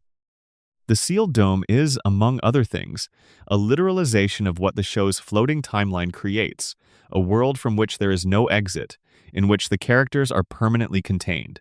The fact that the film eventually resolves the dome situation, that Springfield is freed from its glass prison, is both dramatically necessary and somewhat anticlimactic in the context of what the dome represents. The production of the animation for the film was a different challenge from the production of the television show. The show's animation, which had evolved significantly from the Klasky Supo era into the cleaner style that David Silverman and his team had developed, had to be scaled up for theatrical exhibition in ways that required revisiting fundamental decisions about how the show looked. Animation that was perfectly acceptable at television resolution could reveal flaws and limitations when projected on a cinema screen. The background art had to be more detailed. The character animation had to be more fluid. The color palette had to be calibrated for theatrical projection rather than television display. These were technical challenges, but they were not purely technical. The visual identity of the show had been established over 17 seasons of television, and any significant change to how the show looked risked alienating an audience that was deeply attached to its familiar visual style. The filmmakers had to find ways to upgrade the quality of the animation without fundamentally changing the aesthetic that audiences recognized. The voice recording process for the film followed the same basic structure as the television show, with the principal cast recording their lines separately. But the film provided opportunities for more extended scenes and more complex character work than the television format allowed, and the cast brought a degree of engagement to the material that several of them have described as different from the television recording experience.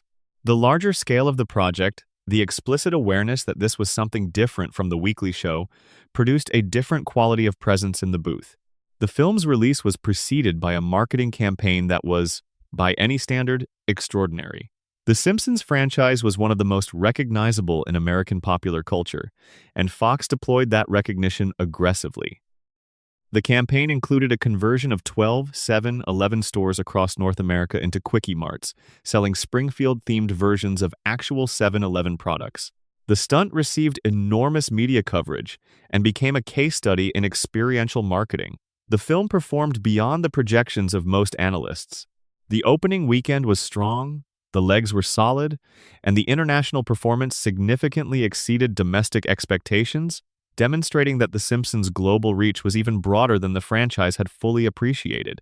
The film made money for everyone who had invested in it, and it made a substantial amount of money. What it did not do was change the trajectory of the television show. There had been some expectation, or at least some hope, that the film might serve as a creative reset for the series, that the process of working together at a film scale might reinvigorate the writer's room in ways that would be visible in the subsequent television seasons. This did not happen. The show continued on its established course after the film, producing seasons that were assessed as roughly comparable to the pre-film seasons in quality. The gap between the ambition of the film project, the decade of development that went into producing something worthy of the show's reputation, and the impact of the film on the broader Simpsons enterprise, is something that the people who made it have reflected on with mixed feelings. The film is genuinely good, genuinely funny in ways that honor the show's heritage, and the box office success was by any measure a vindication of the effort. But it did not transform the show. It did not restore the golden age. It was, in the end, a very good Simpsons movie, and the show continued to be the show it had become. A sequel has been discussed intermittently since the original film's release.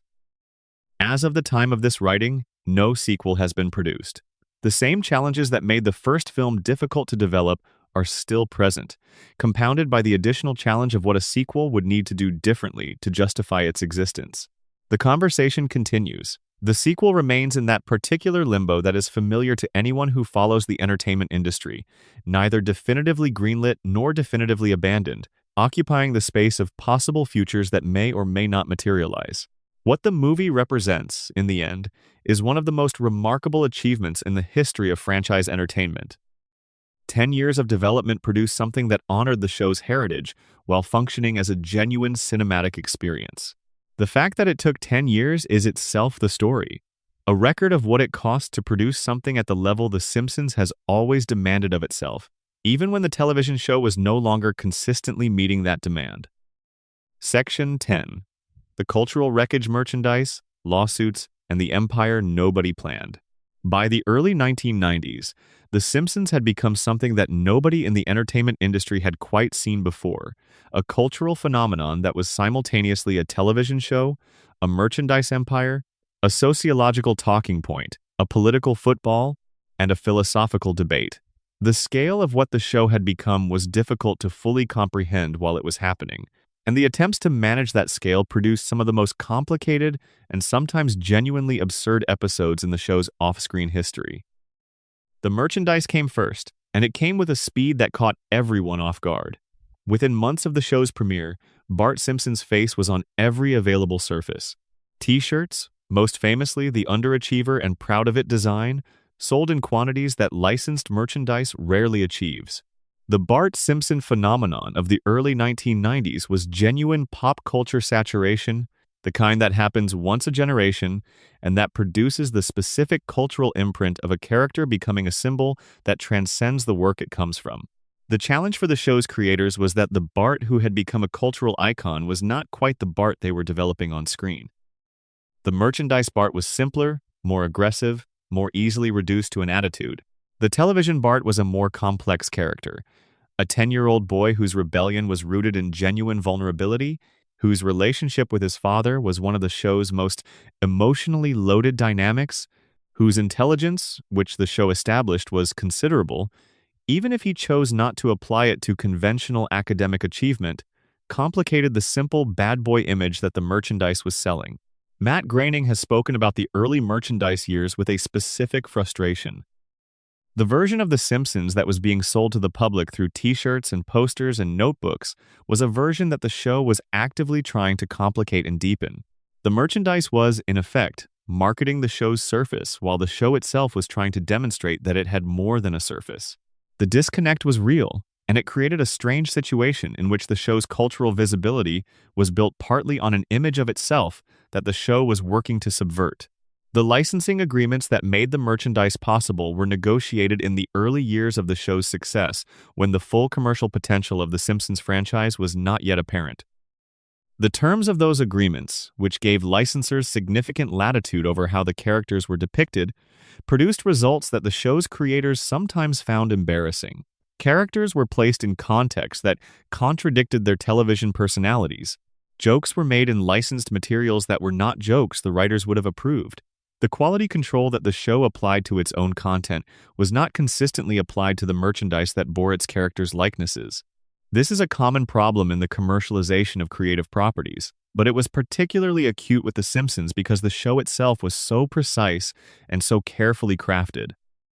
The gap between the quality of the television show and the quality of some of the merchandise was jarring, and it contributed to a bifurcation in how the show was perceived. Serious fans of the show saw the merchandise as a dilution of something they valued. Casual consumers of the merchandise may not have had a clear sense of the television show's actual sophistication. The legal history of The Simpsons is as complex as its commercial history. The show has been involved in numerous intellectual property disputes over the years, operating on both sides of these disputes as both plaintiff and defendant. On the plaintiff side, the show has been aggressive about protecting its intellectual property against unauthorized use. Characters, visual designs, specific lines of dialogue, and the show's distinctive visual style have all been the subject of cease and desist actions against unauthorized commercial use. This is standard practice for any franchise with significant commercial value, and The Simpsons legal team has been active in enforcing the show's rights. On the defendant side, The Simpsons has faced claims from people who argued that the show had used their work without permission or proper compensation. These cases have varied widely in their legal merits and in their outcomes. Some have been resolved through settlement, some have gone to trial, some have been dismissed. The most famous lawsuit involving The Simpsons was brought by Tracy Ullman herself, the comedian whose show had provided the platform for the original animated shorts. Ullman sued Fox in 1992, arguing that she deserved a share of the profits that The Simpsons had generated because the show had originated on her program. The suit alleged that The Simpsons had been created as part of the Tracy Ullman Show, and that Ullman therefore had a claim on the profits the spin-off had generated. The suit was unsuccessful. The court found that Ullman's claim was not supported by the contracts she had signed, which had not given her an ownership interest in the creative content produced for her show. The Simpsons had been created by Groening and licensed to the Tracy Ullman Show's producers, and the contracts that governed that relationship did not entitle Ullman to a share of what emerged from it. The case is interesting less for its legal outcome than for what it reveals about the commercial dynamics of the show's origin. The Simpsons emerged from a specific commercial context, the sketch comedy show that Fox was producing to establish its broadcast identity, and the people who had provided that context felt they had contributed to what The Simpsons became. The court said they were wrong as a matter of contract law. But the human complexity of the situation, the fact that the Tracy Ullman Show had been the platform without which The Simpsons might not have existed, remained a genuine source of feeling. The empire that nobody planned became, over time, one of the most carefully managed commercial enterprises in entertainment history. The chaos of the early merchandise years was gradually replaced by a more disciplined licensing operation that exercised tighter control over how the show's characters were used and depicted. The quality of the merchandise improved. The contexts in which the characters appeared were more carefully vetted. The gap between the show and its commercial extensions narrowed, though it never fully closed. The international dimension of the Simpsons franchise added additional complexity to the commercial story. The show has been broadcast in an extraordinary number of countries, translated into dozens of languages, and localized in ways that required navigating cultural sensitivities that the American version had never needed to consider. The dubbing of the show into other languages was a particular challenge, because so much of the show's comedy depended on specific wordplay, cultural references, and tonal nuances that did not translate directly. Different countries solved this problem differently. Some translations maintained relatively close fidelity to the English dialogue, accepting that certain jokes would be lost in translation. Others adapted the material more freely, replacing American cultural references with local equivalents, rewriting jokes that would not work in the target language, and in some cases, substantially changing the character of individual scenes to better fit the cultural context. The result is that there are, in a meaningful sense, multiple versions of The Simpsons distributed across the globe, versions that share the visual identity and the basic character relationships of the original, but that diverge in their specific comedic content in ways that are sometimes significant. The Latin American Spanish dub of The Simpsons became, over the course of the show's run, a phenomenon in its own right. The voice cast of the Latin American version developed such a strong relationship with the characters that any change in the dubbing team became a cultural event. When actors from the original Latin American voice cast were replaced by new performers, the response from audiences in Spanish-speaking countries was intense, demonstrating that the connection audiences form with specific voice performances transcends the original language in which those performances were recorded. The theme park experience brought the Simpsons franchise into the physical world in ways that created new opportunities and new complications. Universal Studios developed Springfield-themed attractions at its parks in Hollywood and Orlando, immersive environments that allowed visitors to experience the world of the show in physical form. The design of these environments required making decisions about Springfield's geography that the show itself had always refused to make, translating the television show's deliberately inconsistent visual world into a consistent physical space. The result is a Springfield that is coherent in ways the television Springfield never was. A Springfield with fixed locations and consistent sightlines, and a geography that makes physical sense. Whether this version of Springfield is more or less real than the television version is a question with no clear answer. It is certainly more accessible, more literally inhabitable, and more consistent. It is also, in some ways, smaller and less mysterious than the television version, which derived much of its power from its geographic ambiguity and its refusal to be fully known.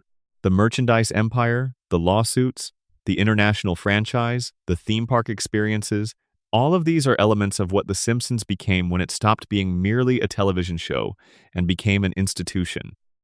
The transition from show to institution is one that almost no creative enterprise makes without significant loss. Because institutions operate according to different logics than shows, logics of preservation and commercial continuity that are not always compatible with the logics of creative risk and honest satire. The Simpsons has managed the transition better than most.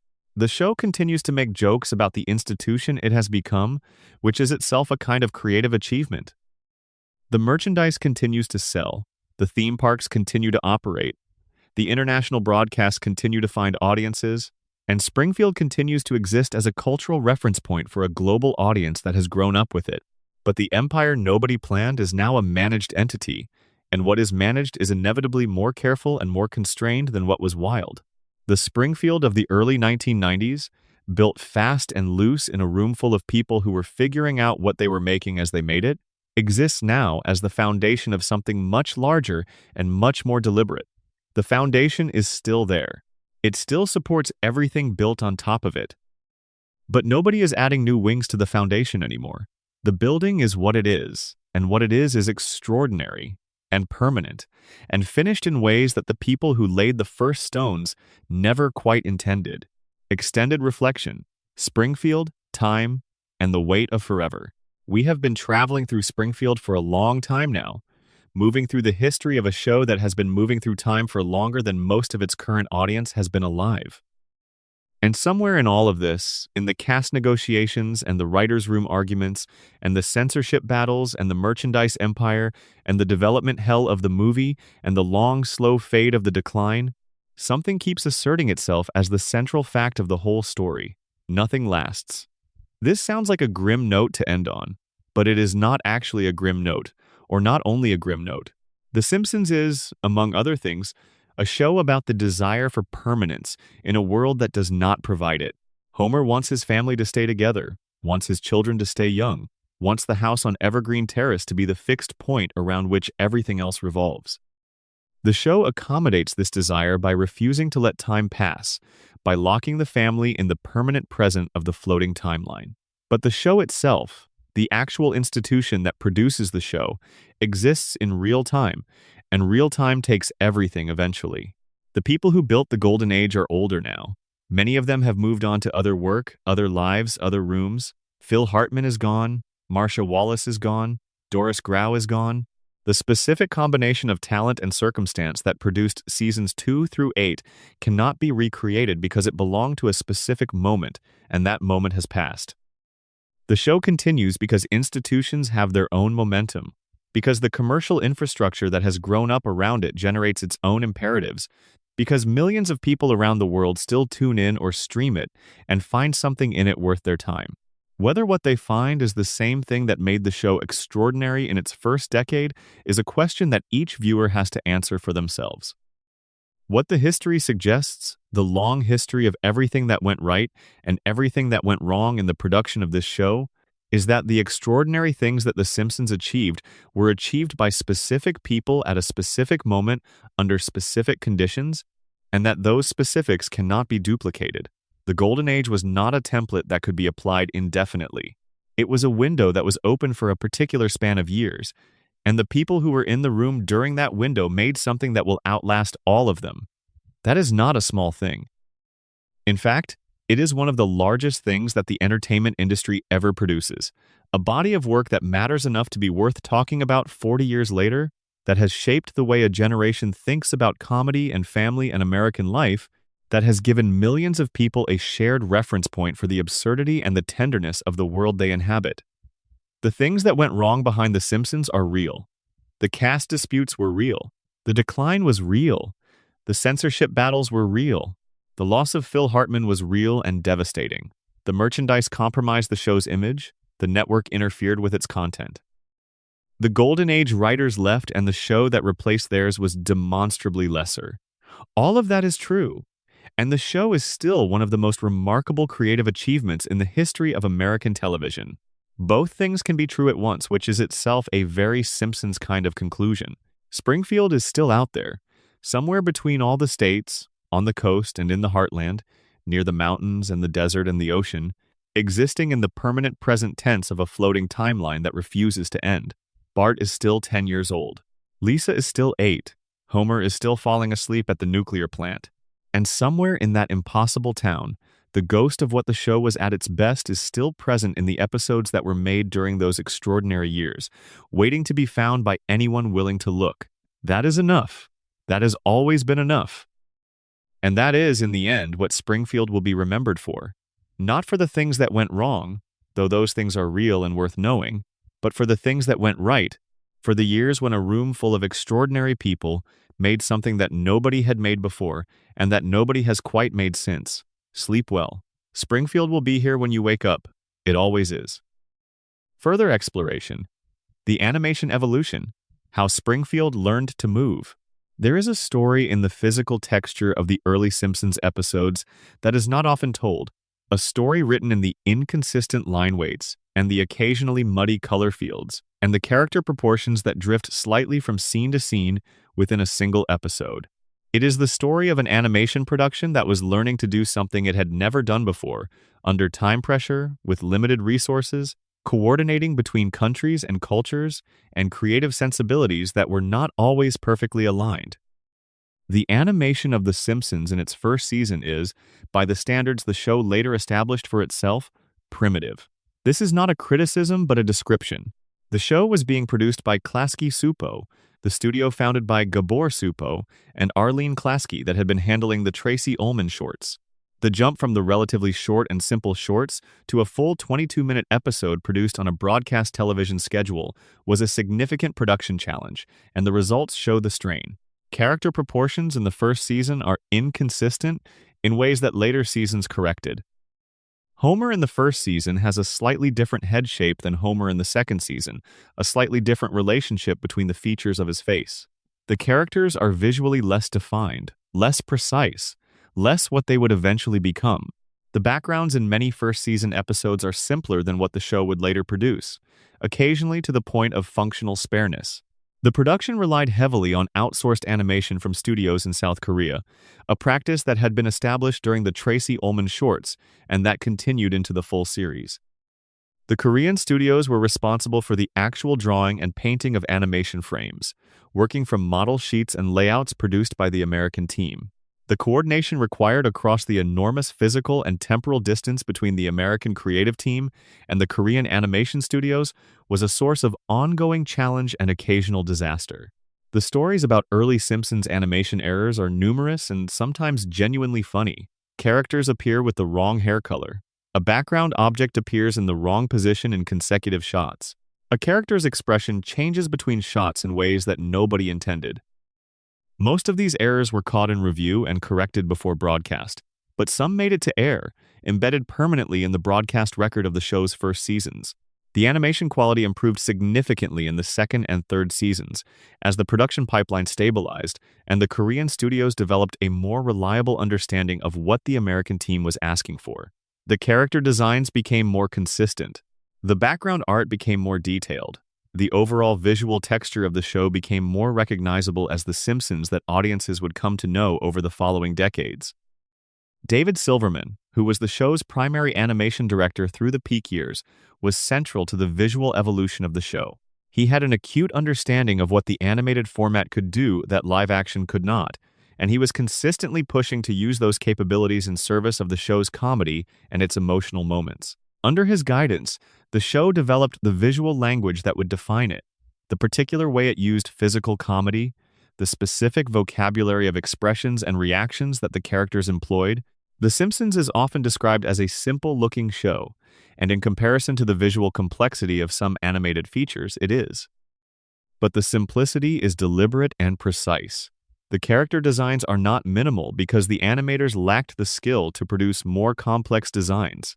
They are minimal because the specific kind of simplicity that The Simpsons uses is the right visual language for what the show is doing. The expressiveness of the characters' faces, the range of emotion that can be communicated through relatively simple drawings, is a product of this precisely calibrated simplicity.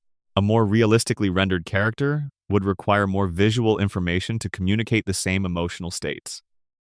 The Simpsons' simplified faces can shift from one emotional register to another with an economy of visual change that would be impossible in a more photorealistic style. The color palette of the show is similarly deliberate. The specific yellows, blues, and reds that characterize The Simpsons' visual world are not default choices. They were selected because they produce a particular chromatic effect, because they work together in ways that create visual cohesion without visual monotony, and because they are distinctive enough to be immediately recognizable, even in brief glimpses. The evolution of the show's animation technology is itself a fascinating subplot in The Simpsons story. The show began as a hand-drawn production in an era when hand drawing was the only available method for television animation. Over the course of its run, the industry transitioned to digital animation production, and The Simpsons had to make that transition while maintaining visual continuity with decades of hand-drawn episodes. The transition to digital production happened gradually, beginning in the early 2000s and becoming more or less complete by the middle of the decade. The digital tools allowed for greater consistency in the character models, which no longer relied on the judgment of individual animators drawing frame by frame. They also allowed for visual effects that were not practically achievable with traditional cell animation. But the transition also changed something about the texture of the show. Digital animation has a smoothness, a precision of line and color that is different from the slight inconsistencies of hand-drawn animation. Those inconsistencies, which were limitations when the show was being drawn by hand, were also a kind of visual warmth, a record of the human effort involved in producing each frame. The digital show is technically superior to the hand-drawn show in many respects, and is missing something that the hand-drawn show had in its imperfections. Whether the loss of that texture is significant enough to matter in the viewer's experience is a question that different viewers answer differently. Most people who watch The Simpsons today have no particular attachment to the specific visual quality of the hand-drawn episodes, and the digital show serves its purpose effectively. But for viewers who have watched the show across its entire history, the shift in visual texture is one of the markers of the transition between the show's different eras, one of the ways that the passage of time has left its mark on Springfield. The animation of the Treehouse of Horror specials has always operated in a different register from the regular episodes. The specials have been the occasion for visual experimentation that the regular episodes would not accommodate, for approaches to design and movement that deviated from the show's established visual language in ways that the Halloween context made acceptable. Some of the most visually inventive work in the show's history has appeared in the Treehouse of Horror episodes, sequences that use the animated format to do things that no other television program was doing. The show's couch gag, which has opened every episode since the first season, has been another site of visual experimentation. The couch gag began as a short, simple joke, a variation on the family arriving at the couch at the end of the opening credits, and over the decades, it has evolved into something much more varied and much more ambitious. Guest animators have produced couch gags in their own distinctive styles. The gags have referenced other animated works, real-world events, and increasingly elaborate conceptual premises. Some couch gags have been longer than the episodes they precede. The couch gag has become, in a sense, a separate creative project that exists alongside the show itself, a vehicle for formal experimentation that is insulated from the demands of the regular episode structure. The opening credits sequence that the couch gag concludes has itself undergone significant changes over the show's history. The original version of the opening, with its specific timing and its fixed sequence of character introductions, was revised early in the show's run into the version that most viewers would recognize, and then revised again in later years when the show converted to high-definition broadcast. The high-definition conversion required recreating the opening credits from scratch, which created the opportunity to update and expand certain elements of the sequence. The new high-definition opening is longer than the original and includes more visual detail and more references to the broader Simpsons universe. Whether this is an improvement or a departure depends on how attached any given viewer is to the original version, which is, for many longtime fans, so thoroughly associated with the show's golden age that any departure from it feels like a loss. This attachment to specific visual elements, to particular versions of the show's visual style, to hand-drawn imperfections and original color palettes, and the specific timing of the original opening credits, is one of the ways that The Simpsons fans demonstrate the depth of their relationship to the show. The visual details matter because they are the surface through which the show's emotional content is delivered, and changes to those details feel, to people who love the show, like changes to the show's soul. Which is, in some ways, exactly right. The visual style of a show is not separate from its meaning. The way a show looks is part of what it is saying, and the history of how The Simpsons looks is part of the history of what it has been saying across 36 years of production. The rough edges of the first seasons and the hand-drawn warmth of the peak years and the precise digital cleanliness of the later episodes are all part of the same story, the story of a show learning to see itself, finding its visual voice, and then living with the consequences of the choices it made. Closing section. what remains, and why it matters. We started this journey in a waiting room in Los Angeles in 1987, with a cartoonist making a decision under pressure. We ended here, in the small hours of the night, with everything that has happened in between still settling. The story of what went wrong behind The Simpsons is not the only story, and it is not the most important one. The most important story is what went right, and what went right is so abundant and so various that summarizing it feels almost beside the point. You know what went right. You have spent decades watching what went right, laughing at what went right, quoting what went right to people who quote it back to you in conversations that confirm that you both belong to the same culture, that you were both shaped by the same peculiar institution. But knowing what went wrong matters too. It matters because the things that went wrong are not aberrations in the story of a show that should have been perfect. They are the natural consequences of trying to do something extraordinary over an extraordinary length of time, under commercial pressure, in a collaborative environment where specific people matter and cannot be replaced when they leave. The decline was real. The losses were real. The institutional pressures that shaped the show in ways the original creators would not always have chosen were real. All of that is real, and none of it diminishes what the show was at its best. The two things exist together, and understanding both of them is the only way to properly understand what The Simpsons is and what it has meant. There is a specific quality that the best Simpsons episodes have, a quality that the show's writers have described in various ways over the years, and that is perhaps easiest to describe by example. Think of the moment at the end of Homer's barbershop quartet, in which the dissolution of the B-sharps is depicted through a single melancholy scene on the roof of Moe's Tavern, with the four former pop stars looking out over Springfield as their brief moment of celebrity recedes into memory. Think of the moment in Marge vs. the monorail, when the runaway monorail is stopped by a giant donut, and the visual joke is so perfectly calibrated to the premise that established it that it produces a simultaneous laugh and groan of recognition.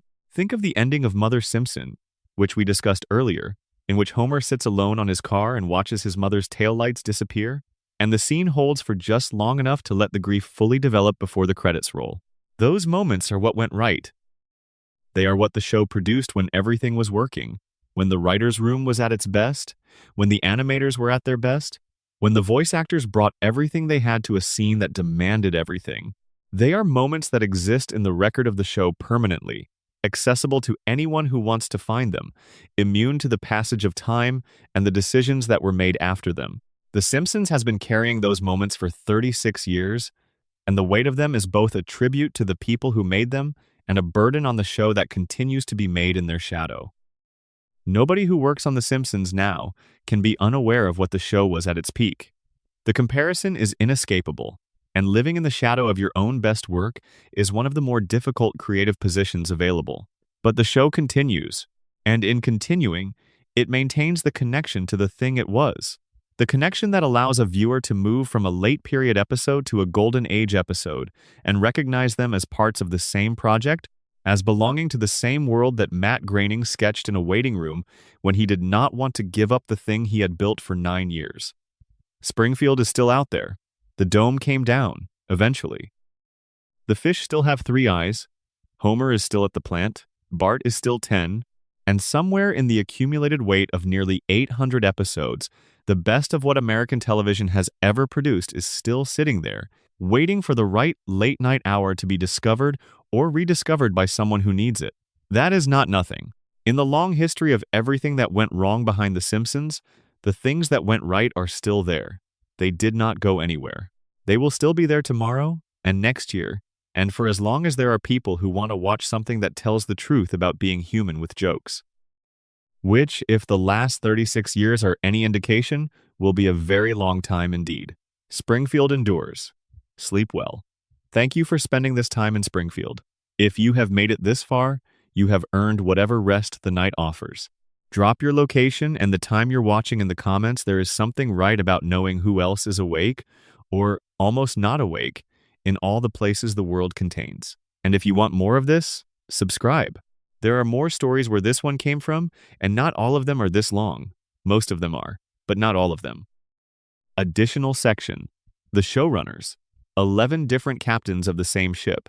One of the more remarkable structural features of The Simpsons, rarely discussed in the context of the show's creative history, is that it has had more different showrunners across its run than almost any other long-running drama or comedy in American television history. 11 different people, or teams of people, have served in the head writer and executive producer capacity that defines the showrunner role. Each has brought a different sensibility to the work. Each has navigated a different set of pressures and a different cultural moment. And the cumulative effect of 11 different creative visions applied to the same characters over the course of 3 decades is one of the defining features of what The Simpsons is and how it got that way. The showrunner role in American television is a peculiar one.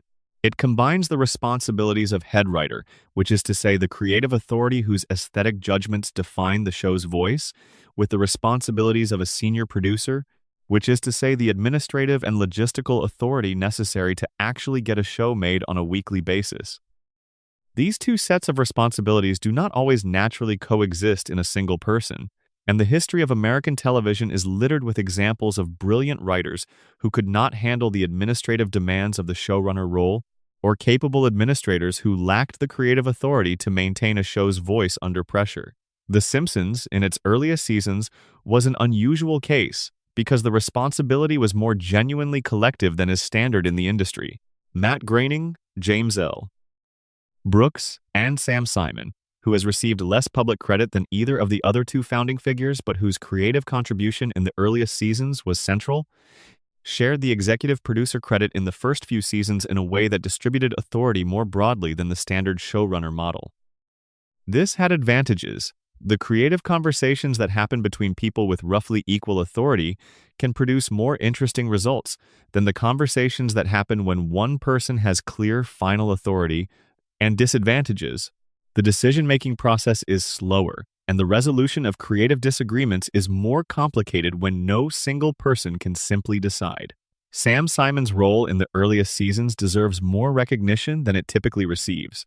Simon was hired as a producer before the full series went into production, and he built the initial writer's room, hired the initial staff, and established many of the production processes that the show would use for years.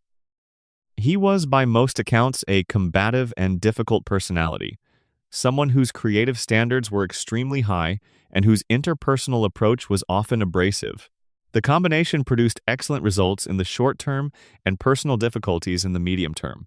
Simon's relationship with Groening had deteriorated significantly by the time the show completed its 4th season, and his departure from active involvement in the show was acrimonious. He retains an executive producer credit to this day, which means that his name appears in the credits of every episode the show has ever produced, a contractual legacy of his founding role that he has continued to receive financial benefit from. The financial arrangement became a significant news story in the years before Simon's death from colorectal cancer in 2015, when he announced he had received a terminal diagnosis and was spending his remaining time and a substantial portion of his Simpsons earnings on charitable work. Simon's story is one of the more complicated human stories in The Simpsons' history, a story about creative contribution and personal difficulty and contractual legacy and the specific ways that the entertainment industry distributes credit and compensation that do not always align with what people actually did. He was central to what the show became in its earliest seasons and largely absent from it for the subsequent decades of its run, receiving recognition in a form he had earned, but in a context from which he had been effectively excluded. Al Jean and Mike Reiss, who ran the show for seasons 3 and 4, represent the most intellectually cohesive creative partnership in the show's showrunner history. Both were Harvard Lampoon alumni, both had been in the writer's room from the early seasons, both brought a shared aesthetic commitment to material that was both funny and intelligent in the specific way that their shared background had developed. Their seasons are characterized by a particular kind of tonal balance, a sense that the comedy and the emotional content of episodes were in consistent dialogue with each other, that neither was allowed to dominate to the detriment of the other. After Jean and Rice departed for other projects, David Merkin took over for seasons 5 and 6, and his tenure represents one of the more distinctive stylistic periods in the show's history. Merkin was willing to push the show's surrealism further than his predecessors had, to allow episodes to go to stranger places and follow more unusual logic, and the best episodes of his seasons have a quality of formal ambition that distinguishes them from the more narratively grounded episodes that had come before. Merkin's Springfield is a slightly more disorienting place than the Springfield of the Jean and Reese years, a place where the rules are a bit more flexible and the surprises a bit more extreme, and for viewers who were already deeply familiar with the show's established vocabulary, this expansion of the possible was exhilarating. After Merkin came Bill Oakley and Josh Weinstein, who ran the show for seasons 7 and 8. The Oakley-Weinstein era is, by the assessment of most critics, the final sustained period of the show's peak years quality. The last seasons in which the show was consistently producing episodes that met the standard established by the first 3 or 4 years of the show's run. Oakley and Weinstein have spoken extensively in interviews about their time on the show, and the picture they paint is of a writer's room that was still functioning at an extremely high level, but that was showing the first signs of the structural changes that would define the post-peak years.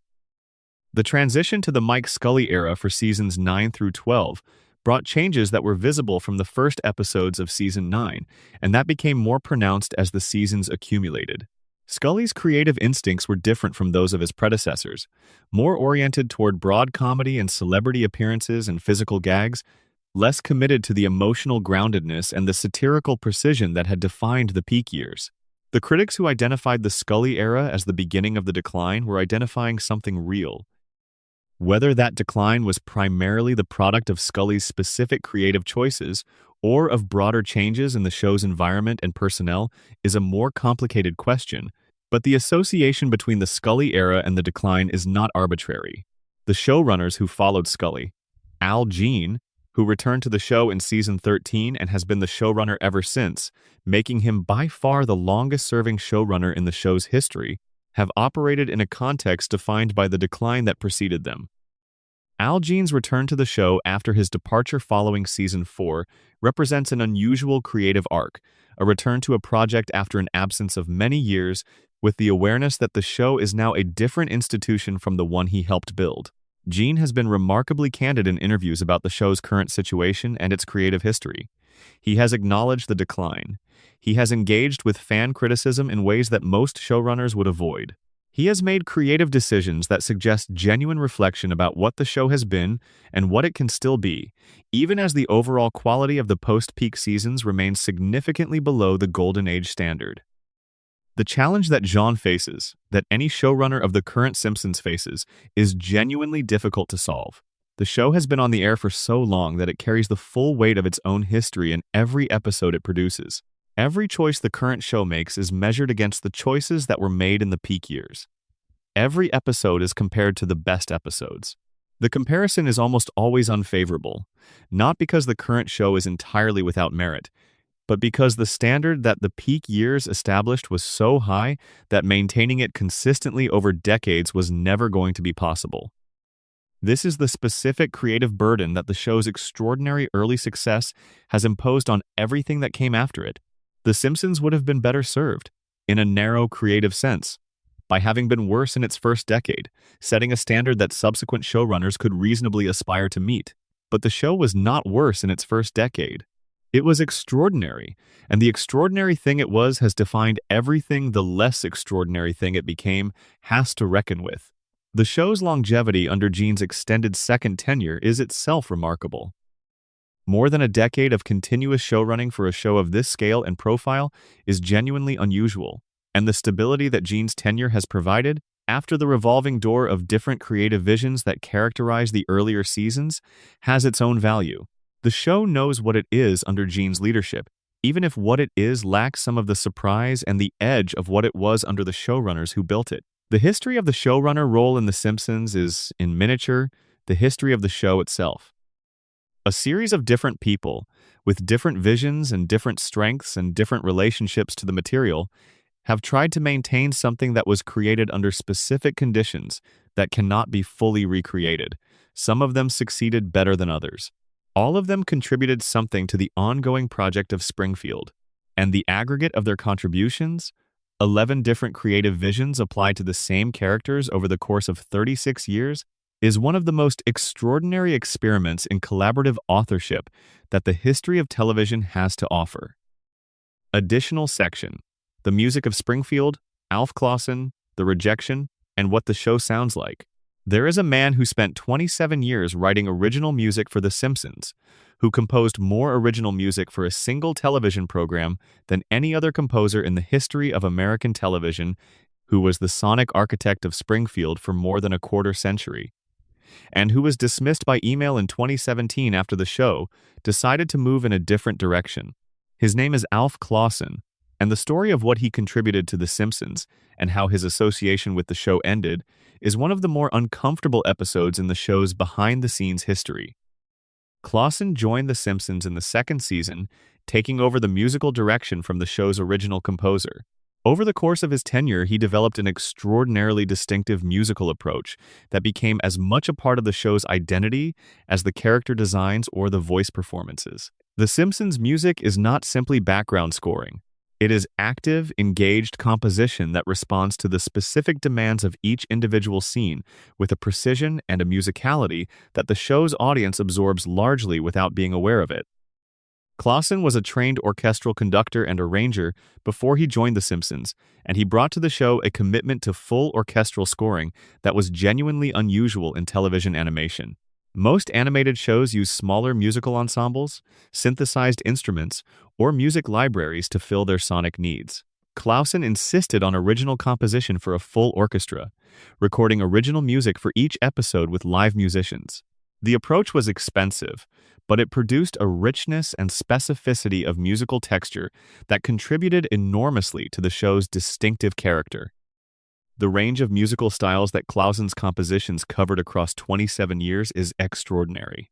The show's comedy required music that could operate satirically, that could underscore a gag, punctuate a physical joke, or provide ironic counterpoint to a scene's emotional content. The show's emotional moments required music that could amplify genuine feeling without becoming cloying or sentimental. The Treehouse of Horror specials required music that could operate in the register of horror, suspense, and parody simultaneously. The musical numbers that became increasingly central to Simpsons episodes from the second season onward required original song composition in a variety of styles. The musical numbers are perhaps the most visible dimension of Clausen's legacy. Songs like the Monorail song from Marge vs. the Monorail, the We Do song from Homer the Great, and the Camp Granada parody and Camp Krusty became genuine cultural artifacts, quoted and referenced and parodied in ways that indicated they had lodged themselves in the cultural consciousness in much the same way as the show's most celebrated jokes and scenes. Writing these songs required a specific skill, the ability to produce pastiche of musical styles that was precise enough to be recognized as pastiche, while being funny enough to function as comedy and memorable enough to be worth remembering. Clausen had this skill to a degree that is only apparent when you try to articulate what makes the songs work. They are not just funny songs. They are specific, precisely crafted pieces that deploy the conventions of particular musical styles with enough accuracy to satisfy a musically literate audience, and enough exaggeration to generate comedy for everyone else. The Monorail song works as a parody of Music Man-style showmanship because it accurately replicates the specific musical grammar of that tradition while pushing its characteristic features to a degree of absurdity that makes the satire land. Clausen also provided the emotional foundation for the show's most moving moments, moments that might not have landed without the specific musical choices he made. The moment at the end of Mother Simpson, which we have already discussed, is supported by a musical choice that does not announce itself, that does not manipulate the audience toward an emotional response, but that provides exactly the right sonic texture for the scene to breathe in. This kind of musical restraint, the ability to know when to do less rather than more, is one of the rarest and most valuable skills in film and television scoring. His dismissal in 2017 came after the show decided to move to a different musical production model, one that would rely more on pre-existing music rather than original composition for each episode. The switch was a cost-cutting measure, part of the broader economic adjustments that the show has been making in its later years. Clausen was informed of the decision by email, a mode of communication that many industry observers found inadequate for the termination of a 27-year creative relationship. Clausen was candid about his reaction in the interviews he gave afterward. He was hurt. He felt the manner of his dismissal was disrespectful. He had given more than a quarter century of his professional life to the show, had been one of the central architects of its sonic identity, and had been let go with what he described as minimal acknowledgement of what that relationship had meant. The show's response to the criticism of how it handled Clausen's departure was largely silence. Nobody from the production issued a public statement defending or explaining the decision. The show continued with its new musical approach, and Clausen moved on to other work. But the episode left a residue of unease among the show's community of longtime observers and fans, another reminder that the institution The Simpsons has become operates according to logics that do not always honor the human contributions that built it. The sound of the show changed after Clausen's departure. The change is not catastrophically noticeable in any single episode, but it accumulates over time into a sonic environment that is perceptibly different from the one he created.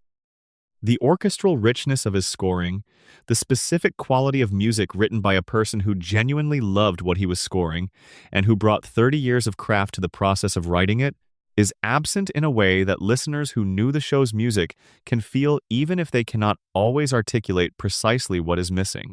Music is one of the more invisible dimensions of The Simpsons experience for most viewers, which makes the loss of Clausen's specific contribution particularly poignant. His work shaped how people felt about the show without most of them knowing it. The emotional responses that the best episodes generated were not produced by the writing and the voice performances alone. They were produced by the combination of all these elements, and the musical element that Clausen provided was as much a part of the emotional machinery as anything else. He scored more than 500 episodes across 27 seasons.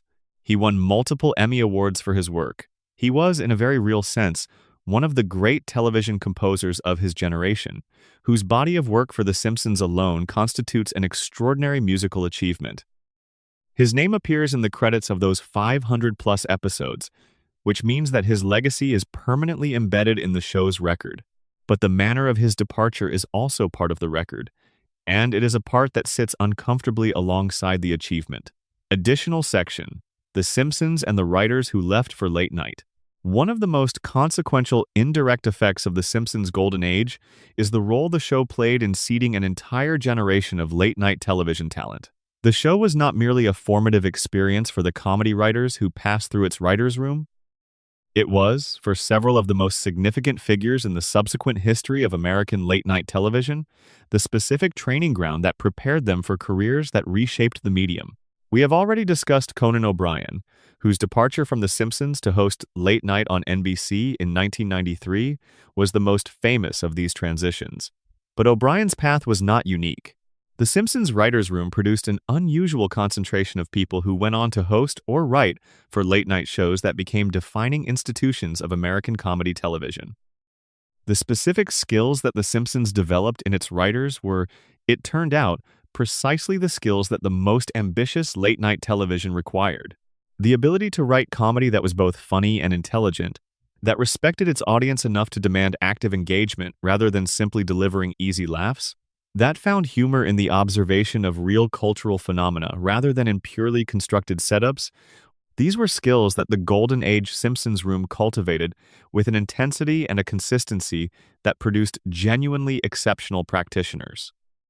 The Simpsons also taught its writers something about pace and precision that is directly applicable to late-night format. The compressed timeline of a 22-minute animated episode, in which every scene has to earn its place and every joke has to pay off or be cut, produces writers who think about comedy in terms of economy, who have developed the instinct for identifying exactly what a piece of material needs and eliminating everything else. Late-night comedy operates on similar principles. The monologue joke, the sketch, the interview, all of these formats reward precision and punish waste. The influence of The Simpsons on late-night comedy is not always acknowledged in the histories of the medium, perhaps because the influence operates at a level of craft rather than at the level of content. The shows that the former Simpsons writers went on to make look very different from The Simpsons. They are live-action rather than animated. They feature real people rather than fictional characters.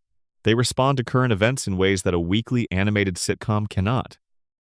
But the sensibility that shapes the best moments of those shows, the commitment to material that earns its comedy rather than settling for easy options, is traceable to the specific creative environment that the Simpsons writers' room created during its peak years.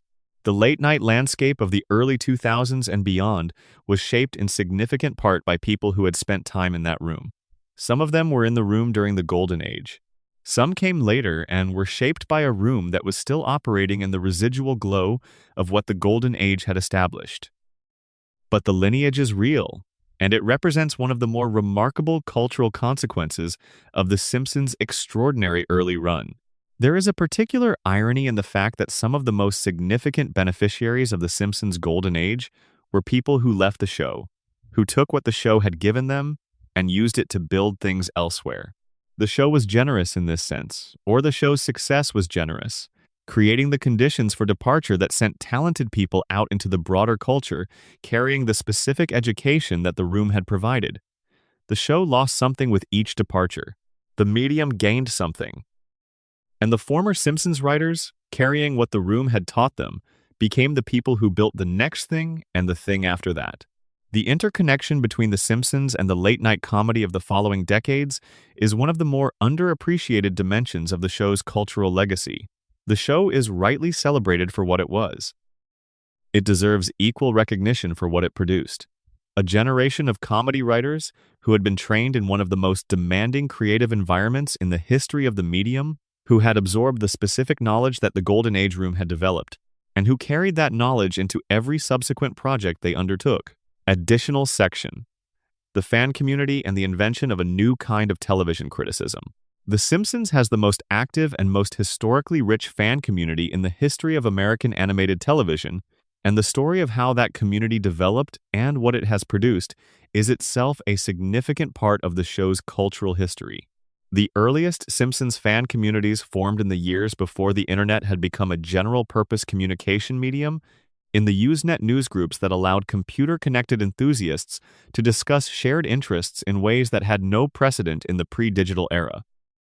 The Simpsons newsgroup, alt.tv Simpsons, was one of the most active entertainment-related groups on Usenet in the early 1990s, populated by viewers who watched the show with an unusual degree of attention and who discussed it in a register that was critical, analytical, and deeply invested in a way that network television had rarely inspired before. What these early online fans were doing was inventing a new form of television criticism. Professional television criticism existed, of course, and The Simpsons received professional critical attention from the earliest seasons. But the professional critics were writing for general audiences, providing the context that a reader who was not already a devoted fan would need to make sense of the show. The Usenet fans were writing for each other, assuming a shared depth of familiarity with the show that allowed them to discuss it at a level of specificity that professional critics writing for mass audiences could not sustain. The analytical approaches that the Simpsons fan community developed in the early internet years anticipated many of the critical methodologies that would eventually characterize television criticism more broadly. They cataloged episode plots and noted continuity errors. They tracked recurring visual gags and identified patterns that were visible only when you watched closely enough. They debated the relative merits of different seasons and different showrunner eras with a rigor that matched the rigor applied to literary texts in academic settings. They developed what amounted to a shared critical vocabulary for discussing the show, terms, and categories that allowed conversations to move at a speed that would have been impossible without the shared reference points. The fan community was also the context in which the fan theory tradition of The Simpsons emerged. The kind of speculative analysis that the video we began this journey from represents, the attempt to find patterns in the show's apparent inconsistencies and to construct explanatory narratives around them, has its roots in the Usenet discussions of the early 1990s. Fans noticed that the show's canon was not perfectly consistent, that there were details that could not be reconciled with the official account of the characters' histories and circumstances, and they began to construct theories that could explain the inconsistencies. The Homer coma theory, which the transcript that inspired this script discusses at length, is one example of this tradition. It takes a specific canonical event, Homer's coma in the Season 4 episode, and uses it as the basis for a reading of the show's entire subsequent history that finds internal consistency in what might otherwise appear to be simple continuity errors or creative decisions made without regard for established canon. The theory is not presented as true but as a possible reading, a hermeneutic exercise that reveals something about the show even if it does not establish facts about the show's intended meaning. This tradition of speculative reading is one of the ways that the Simpsons fan community has contributed to the broader culture of television analysis. The skills involved in constructing a good fan theory, close reading of specific episodes, attention to patterns across seasons, willingness to entertain interpretive frameworks that the show's creators did not explicitly intend are skills that translate into more conventional critical writing. And many of the people who developed those skills in Simpsons fan communities went on to apply them professionally. The relationship between The Simpsons and its fan community has been, at different moments in the show's history, warm and adversarial, and everything in between. The show has acknowledged fan theories, responded to fan criticism, incorporated fan-generated observations into its own self-referential humor. It has also at times been defensive about criticism from the fan community, particularly criticism related to the decline in quality that the most devoted fans have been documenting since the late 1990s. The decline discourse that has been a permanent feature of Simpsons fan culture for more than 20 years is perhaps the most interesting example of the fan community's relationship with the show. Fans who love the show deeply enough to spend significant time analyzing it are also fans who feel the betrayal of the show's decline most acutely. And the combination of love and disappointment produces a specific critical register that is unlike the critical register applied to shows that never inspired the same depth of commitment. You can hear the love and the disappointment when longtime Simpsons fans discuss the show's later seasons. The frustration is not the frustration of someone who never cared. It is the frustration of someone who cared enormously, who built a relationship with something over years of devoted attention, and who is watching that thing fail to live up to what it once was. The grief is genuine, the anger is real, and the continued engagement with the show, the willingness to keep watching and keep discussing even when the discussion is primarily about disappointment, is the most complete testament to what the show was at its best. The fan community has also been the context in which the show's cultural legacy is most actively maintained. In the absence of the show's own ability to consistently meet the standard of its peak years, the fan community has sustained a relationship with that legacy through the discussion, analysis, and celebration of the Golden Age episodes. The framing device of ranking episodes, of identifying the 100 best or the 50 most essential or the 20 most underappreciated, has been a constant feature of Simpsons fan culture, and these exercises serve the function of maintaining the show's best work as a living presence in the culture, rather than allowing it to recede into archive. The Simpsons has been, in this sense, one of the founding texts of internet fandom. The practices that Simpsons fans developed in the early days of Usenet and in the subsequent evolution of internet culture have been applied to almost every subsequent popular television series that has inspired a devoted audience. The vocabulary, the methodologies, the specific varieties of critical engagement that characterize television fan culture today were developed in part by people who were watching The Simpsons in the early 1990s and trying to figure out how to talk about it in the new digital spaces that were just becoming available to them. The show created its community. The community has sustained the show's legacy. And in the long run, when the show eventually ends and Springfield goes quiet for the first time in its history, it will be the community that determines what the show meant and what it will continue to mean in the years that follow. Additional section: the writing of Springfield, how episodes actually got made. The mechanics of how a Simpsons episode moves from an idea to a finished broadcast product are more complicated and more interesting than most viewers have reason to know, and the specifics of that process reveal something important about why the show was so extraordinary at its peak, and why sustaining that level of quality proved so difficult as the years accumulated. The story of any given episode begins in the breaking stage, when the writing staff gathers around a large table covered in index cards and attempts to translate a premise or a character situation into a workable story structure. The breaking process is different in kind from any other stage of the production, because it is the stage at which the fundamental decisions about what an episode will do are made, and those decisions constrain everything that follows. At the peak year Simpsons, the breaking process was famously rigorous and famously slow. The room would spend days on a story, discarding approaches that worked technically but that failed to produce the specific kind of emotional resonance that the best episodes required. The writers were not just asking whether a given story structure was funny. They were asking whether it was true to the characters, whether it created the specific variety of comedy that was native to the Simpsons universe, whether it offered the opportunity for a moment of genuine emotional weight that the best episodes contained alongside their comedy. The index cards that covered the table during the breaking process represented the building blocks of the episode structure, beats of story and character that the room was assembling and reassembling in search of the configuration that worked best. The process was intensely collaborative, with everyone in the room contributing ideas that were immediately evaluated, accepted, modified, or discarded in a conversation that moved too fast for anyone outside the room to fully follow.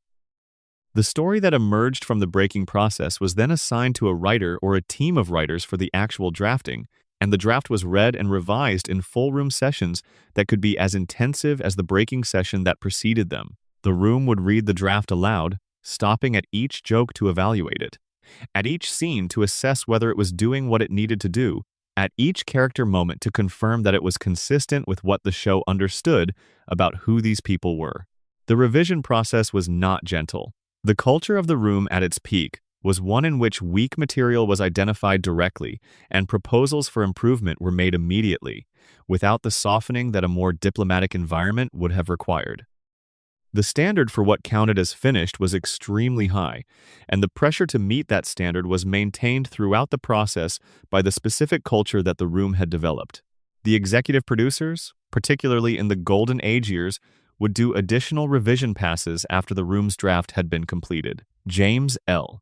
Brooks, whose involvement in the creative process was more hands-on than his title as executive producer might suggest, had a specific editorial perspective that shaped the emotional content of episodes in ways that the writers sometimes did not anticipate. Brooks pushed consistently for the emotional stakes of episodes to be fully realized, for the comedy to be in service of something rather than an end in itself. The writing of The Simpsons also involved a specific technical challenge that most television writers do not face. The jokes had to work in a medium where the visual component of the comedy was controlled by different people than the verbal component. The writers wrote the scripts. The animators produced the visual realization of those scripts. The gap between what a script describes and what animation produces can be significant, and The Simpsons writers developed a specific vocabulary for their stage directions, a way of describing visual moments that communicated precisely what the comedy required without being so prescriptive that it prevented the animators from making creative contributions. The best Simpsons visual gags are often the result of a productive collaboration between the specific words in a script and the specific visual interpretation that the animators brought to those words. The script might describe a character's reaction in general terms, and the animators would find a specific visual articulation of that reaction that added a dimension to the comedy that was not fully contained in the written description.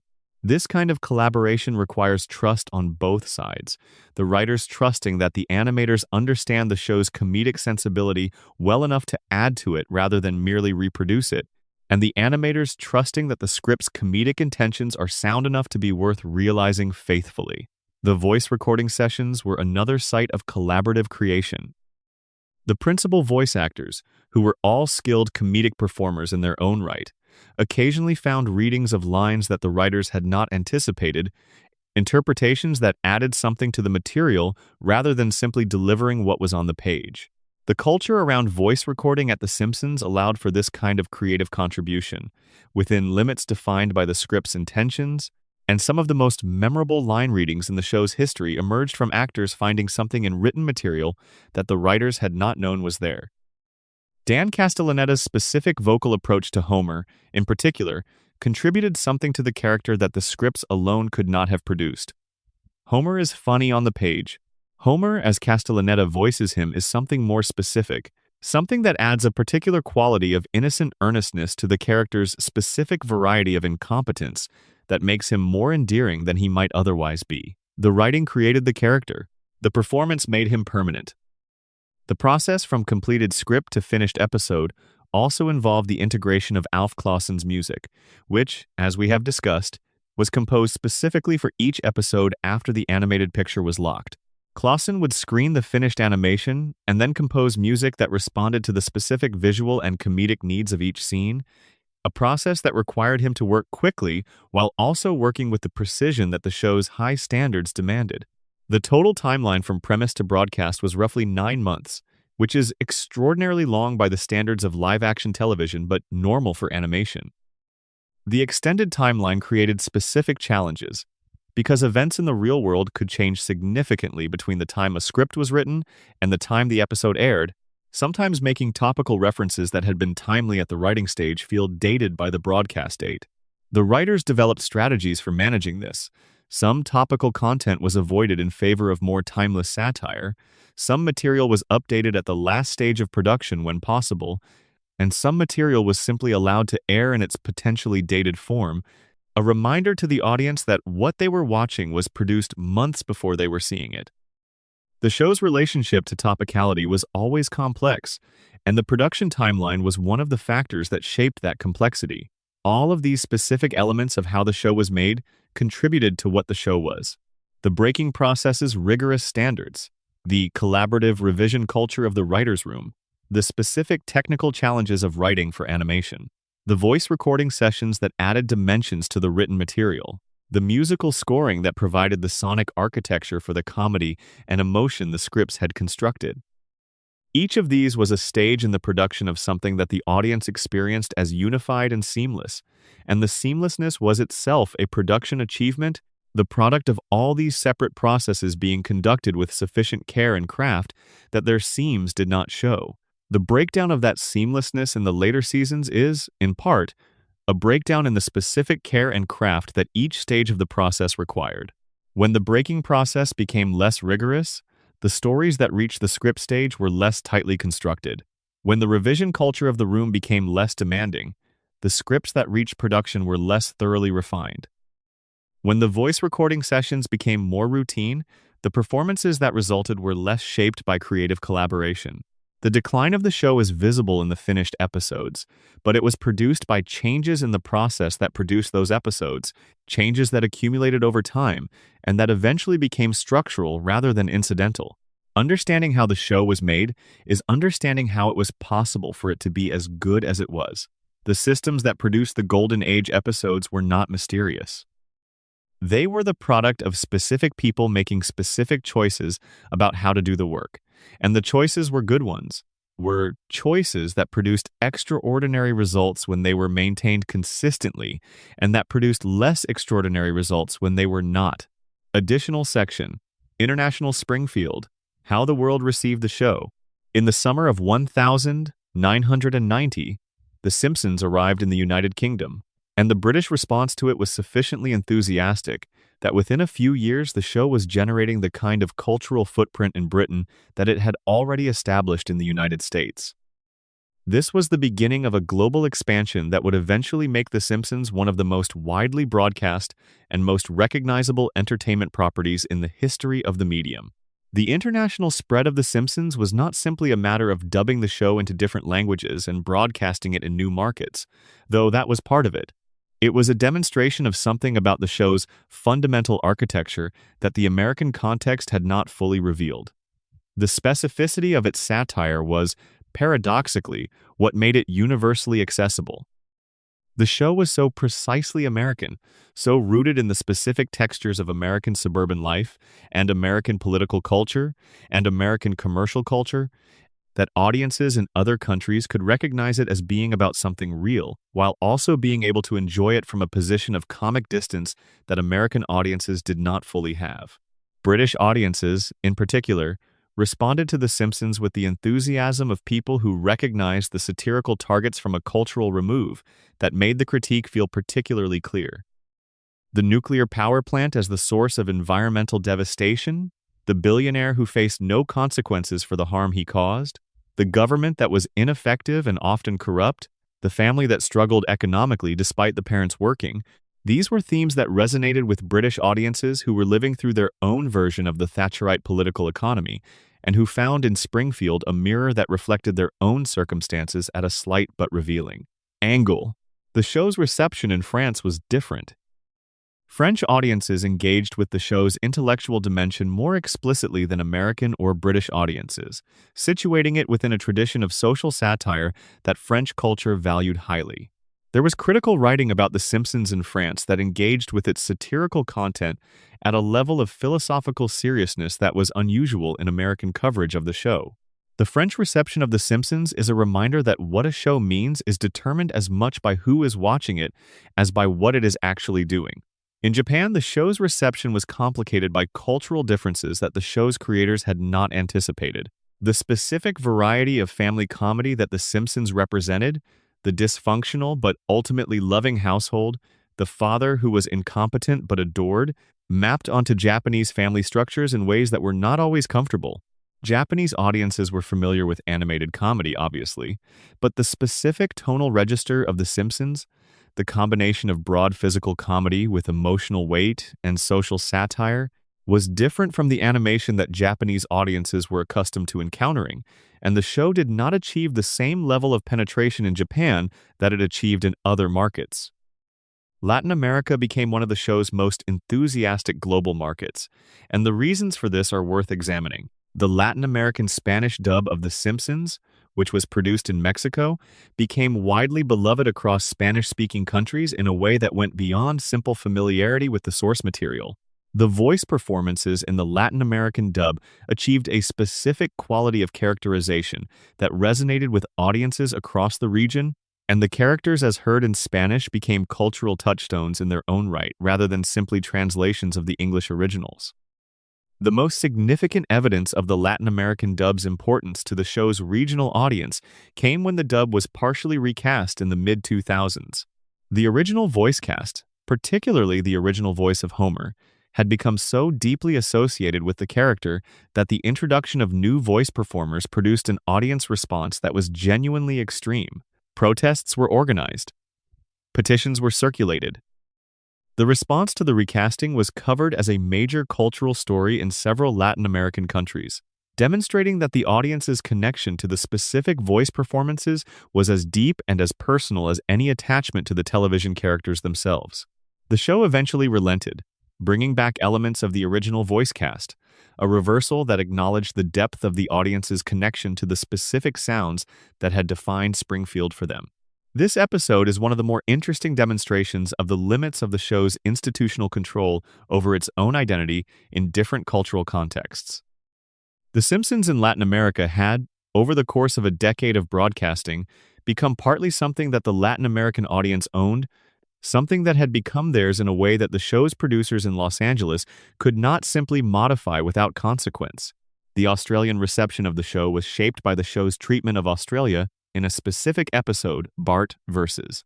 Australia, which aired in Season 6 and depicted the continent with a combination of affection and condescension that Australians found alternately charming and insulting.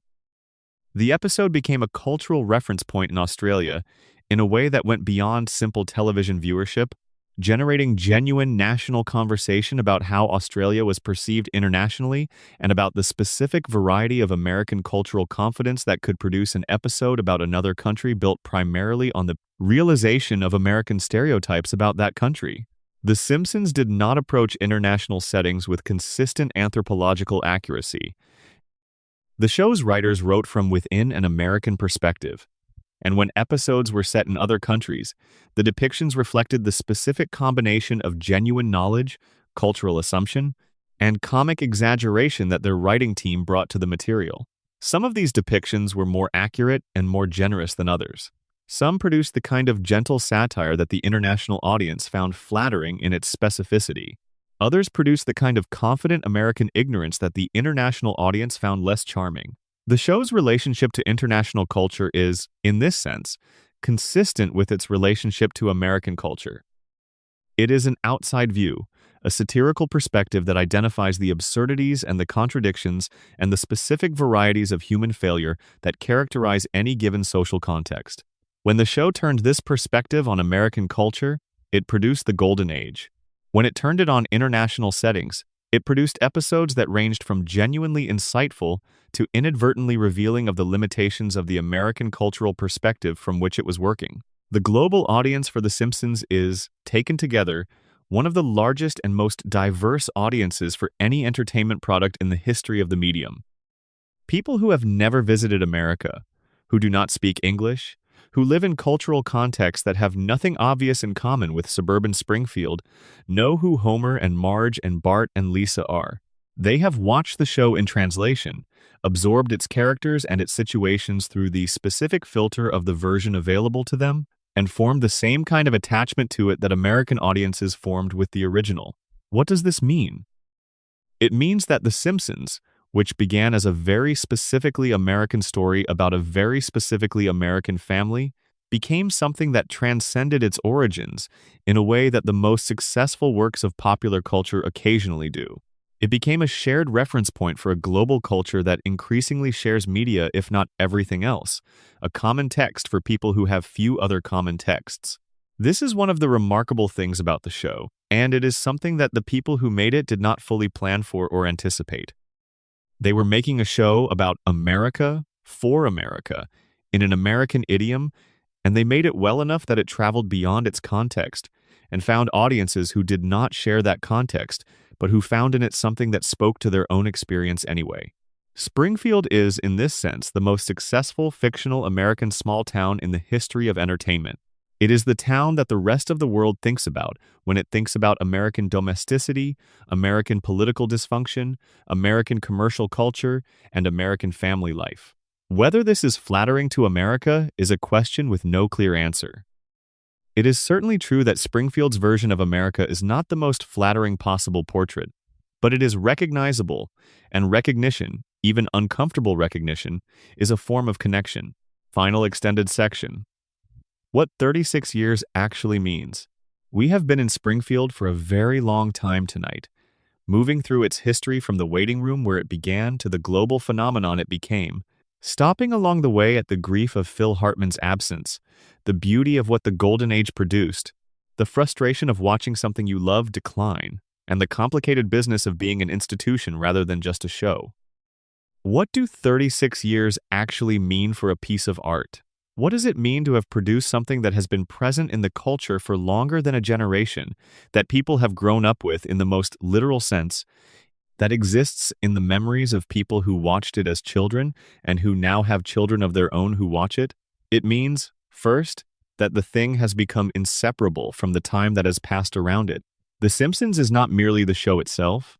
It is everything the show witnessed, everything it responded to, everything that happened in America and in the world during the years when the show was making its observations.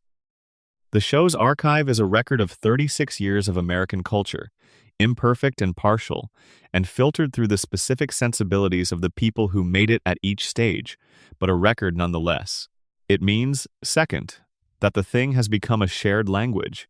The specific lines of dialogue, the specific visual moments, the specific character expressions and situations and plot complications that the show has produced over 36 years constitute a reference library that people draw on in ways they are not always aware of. When someone calls something unprecedented and another person immediately thinks of a Simpsons joke, when someone describes a situation as the worst day of someone's life so far, and the Simpsons qualifier appears in their internal monologue, the show is operating as a shared cultural framework in a way that very few pieces of art achieve.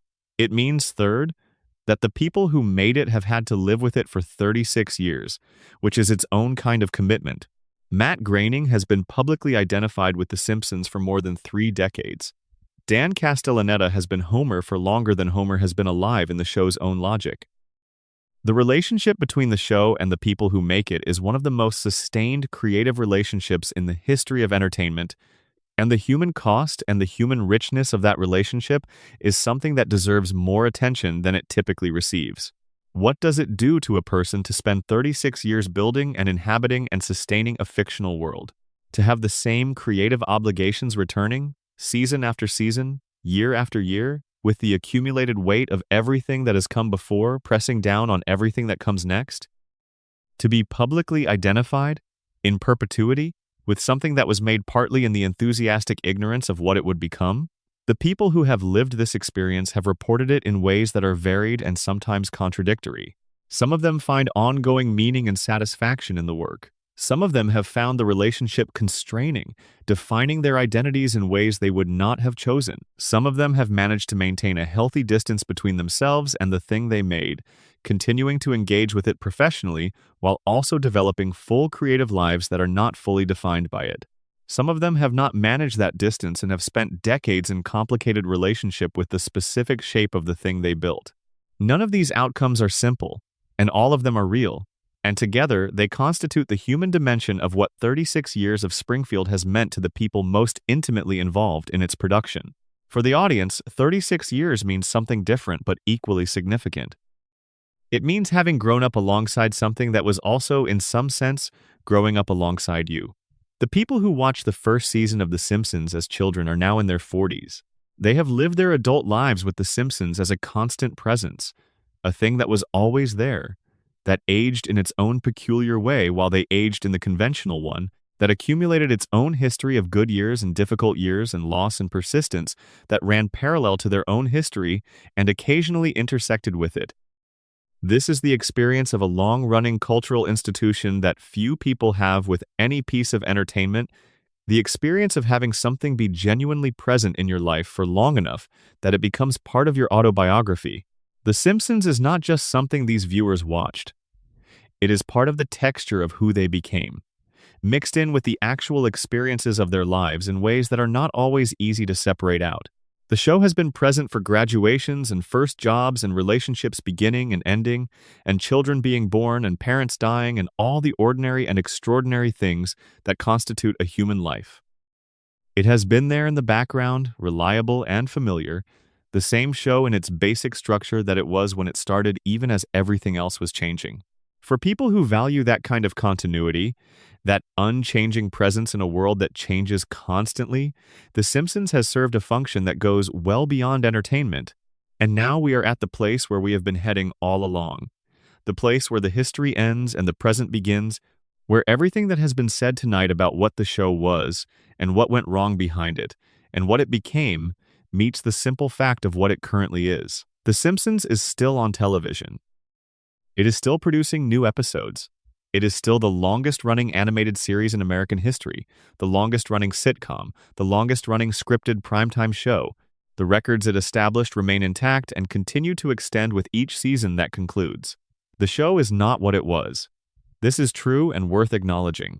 The conditions that produced the Golden Age are gone, and nothing currently produced is consistently meeting the standard that the Golden Age established. The people who built the peak years are mostly doing other things, and the show continues without them in a form that honors their legacy imperfectly. But the show is also not nothing. It contains within its 36 seasons some of the most extraordinary episodes of comedy and emotion that American television has produced. It contains performances that are unlike anything else in the history of voice acting. It contains music that was composed for it with genuine love and craft. It contains writing that, at its peak, was as good as writing for the medium gets. And it contains a family, drawn in the broadest strokes and inhabited by the most specific performances, that has managed to mean something to the people who have watched them, to carry something about what it feels like to be a family, to be a person, to be alive in the specific time and place that America represents. Bart is still 10, Lisa is still 8, Homer is still at the plant, Marge is still patient beyond all reasonable expectation. Maggie is still silent, still watching, still waiting. And Springfield is still out there, impossible and permanent, bordered by states that change depending on which episode you are watching, contaminated and beloved, and refusing to be located, refusing to end, refusing to acknowledge the passage of time that the rest of the world cannot escape. The history of what went wrong behind The Simpsons is also the history of what it costs to make something extraordinary and then to keep making it after the extraordinary conditions are gone. It is a history of human limitation and institutional pressure, and the specific grief of watching something you love become something less than what it was. But it is also a history of resilience, of the refusal to stop, of the maintenance of something through decades of difficulty out of a combination of obligation and love and the sheer momentum of the thing itself. Springfield endures because Springfield always endures. That is what Springfield does. The dome comes down and the town rebuilds. The billionaire does his damage and the town resets. The catastrophe passes and the family sits back down on the couch and the theme music plays and everything begins again. This is Homer's dream. If the coma theory is right, Or it is what radiation does to time, if the radiation theory is right. Or it is the collective agreement of a community to keep choosing the comfortable lie over the uncomfortable truth. Or it is simply the nature of a floating timeline, the refusal of a fictional world to submit to the passage of time that the real world cannot escape. Whatever it is still there. And for tonight, in whatever place you are finding yourself, at whatever hour the world has brought you to, that is enough. Springfield will be here tomorrow. The Simpsons will still be on. Bart will still be 10. And somewhere in those nearly 800 episodes, the best of what American television has ever produced is still waiting, perfectly preserved, for anyone who needs it. Sleep well. The show goes on. It always does. That is everything we have for Springfield tonight. If you made it all the way to the end, you have earned whatever rest is coming. Tell us in the comments where you are and what time it is. There is something particular about knowing that people in different corners of the world are drifting off to the same stories. And if this is the kind of thing you want to come back to, subscribe. There are more shows to explore, more histories to uncover, more things that went right and wrong behind the productions that shape the culture. We will be here. Springfield will be here. The loop continues. Additional section: The Simpsons and its Siblings. How Springfield Remade Television Comedy. When The Simpsons premiered in December of 1989, American primetime television comedy was defined by a set of conventions that had been in place, more or less, since the medium's earliest decades. The family sitcom format, the workplace comedy, the ensemble show built around recurring characters in a fixed setting, these were the building blocks of American television comedy, and they had been refined and repeated to a degree of considerable comfort. Networks knew how to make them. Audiences knew how to watch them. The formulas were not quite exhausted, but they had produced enough similar-looking entertainment that the medium was ready for something that looked genuinely different. The Simpsons was that different thing, and the consequences of its difference rippled outward through American television for the following decade in ways that fundamentally changed what the medium was willing to attempt. The most direct consequence was the emergence of adult animation as a viable primetime format. Before The Simpsons, adult animation in American primetime was an essentially non-existent category. After The Simpsons, it became first a curiosity, then a staple, and eventually an expected presence in any network or cable schedule that was trying to maintain a relationship with audiences who had grown up on the show. The most immediate institutional beneficiary of The Simpsons' success was Fox itself, which used the show's ratings to establish the network as a legitimate fourth option in a market that had previously been dominated by three.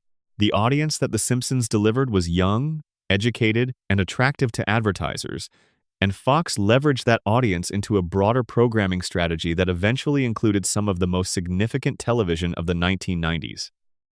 The network that gave us The Simpsons also gave us The X-Files, and Married with Children, and Martin, and a range of other programs that defined the specific cultural position Fox was establishing for itself. The influence of The Simpsons on other animated programs was direct and almost immediate. Beavis and Butthead debuted on MTV in 1993, and while its sensibility was very different from The Simpsons, it was clearly operating in the space that The Simpsons had opened, the space of animated content aimed at adults that was willing to be critical and transgressive in ways that animated family entertainment was not. South Park debuted on Comedy Central in 1997 and was more directly in dialogue with The Simpsons, drawing on the family-centered structure and the satirical approach while pushing both considerably further in the direction of transgression and topical commentary. Family Guy, which debuted in 1999, is perhaps the most complicated of the shows that emerged in The Simpsons' wake, because its relationship to the Simpsons model is both the most obvious and the most contested. Family Guy's creator, Seth MacFarlane, has acknowledged The Simpsons as a formative influence, and the structural similarities between the two shows are apparent. A family-centered animated sitcom in a fictional American town, built around a father whose specific variety of incompetence is the show's primary comedic engine. The Simpsons writers and creative team were, in the early years of Family Guy's existence, publicly critical of what they saw as the derivative quality of MacFarlane's show, and the public dimension of this criticism produced one of the more entertaining ongoing feuds in American television comedy.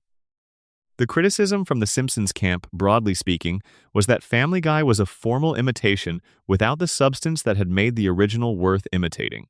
The Simpsons at its peak had used its basic format as a vehicle for material that did something more than just deliver jokes, material that illuminated something true about American life and American family dynamics while also being consistently funny. The charge against Family Guy, as articulated by its detractors in the Simpsons community, was that it deployed the same structural vehicle in service of comedy alone, without the emotional and satirical depth that had given the vehicle its value. The Simpsons addressed the competition from Family Guy in what became one of its most memorable moments of meta-commentary, a direct parody of the rival show that simultaneously acknowledged its existence and skewered what the Simpsons writers found most imitative about it. The episode aired in 2006 and was received with the usual division that attaches to moments when The Simpsons publicly engages with its own legacy. Some people found it funny and fair, others found it unfair, and still others found the act of producing it more revealing about The Simpsons' own anxieties about its position than about anything Family Guy was doing. The emergence of Futurama, another animated series created by Matt Groening that debuted in 1999, raised different kinds of questions about The Simpsons' legacy. Futurama was not a direct imitation of The Simpsons, but a genuinely distinct creative project, a science fiction comedy set in the 30th century that drew on Groening's sensibility and on The Simpsons' writers' room culture while doing something entirely different with both. The show's relationship to its creator's other work was complicated by the fact that Futurama was never as successful as The Simpsons and was canceled twice by Fox before finding a longer life on other networks and streaming platforms. Groening's ability to produce a second significant animated series is itself remarkable, and it is worth noting that Futurama, at its best, reaches a standard of quality that rivals the best of The Simpsons while being entirely its own thing. The show demonstrates that the creative intelligence that built Springfield was not simply an artifact of the specific collaboration that produced The Simpsons' peak years. It was also something that Groening himself carried, and was capable of deploying in a different creative context with results that were genuinely extraordinary. The influence of The Simpsons on live-action comedy was less direct, but perhaps more pervasive. The show demonstrated, through its rating success and its critical reception, that American audiences were ready for comedy that was more complex than the network conventions had assumed, that viewers would engage with material that demanded more from them than simple familiarity with reliable formulas. This demonstration gave permission to the live-action comedy writers of the 1990s to attempt things that the conventional wisdom of the industry suggested were too risky. Seinfeld, which began its most significant run at roughly the same time as The Simpsons' golden age, shared with The Simpsons a commitment to comedy that was more interested in truth than in comfort, that was willing to make its characters unsympathetic in pursuit of a joke, rather than protecting the audience's affection for the protagonists.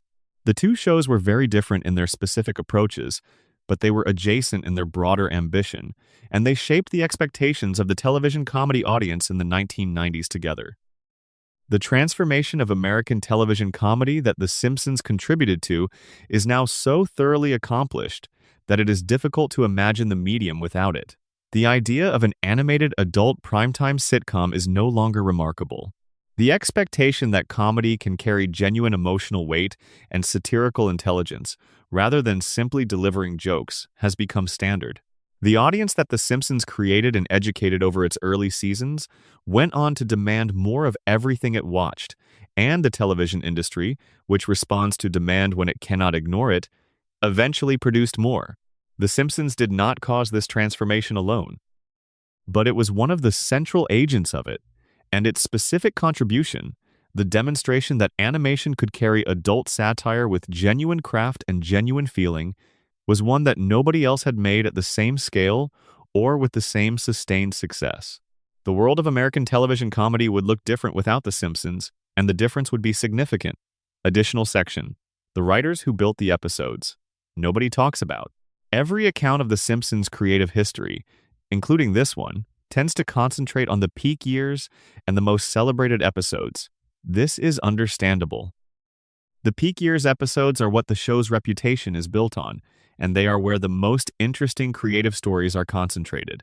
But there is another story, less celebrated and less often told, about the episodes that were made in the long decline, and about the writers who made them. The Simpsons has been producing episodes for 36 seasons. The peak years, generously defined, cover perhaps 8 of those seasons.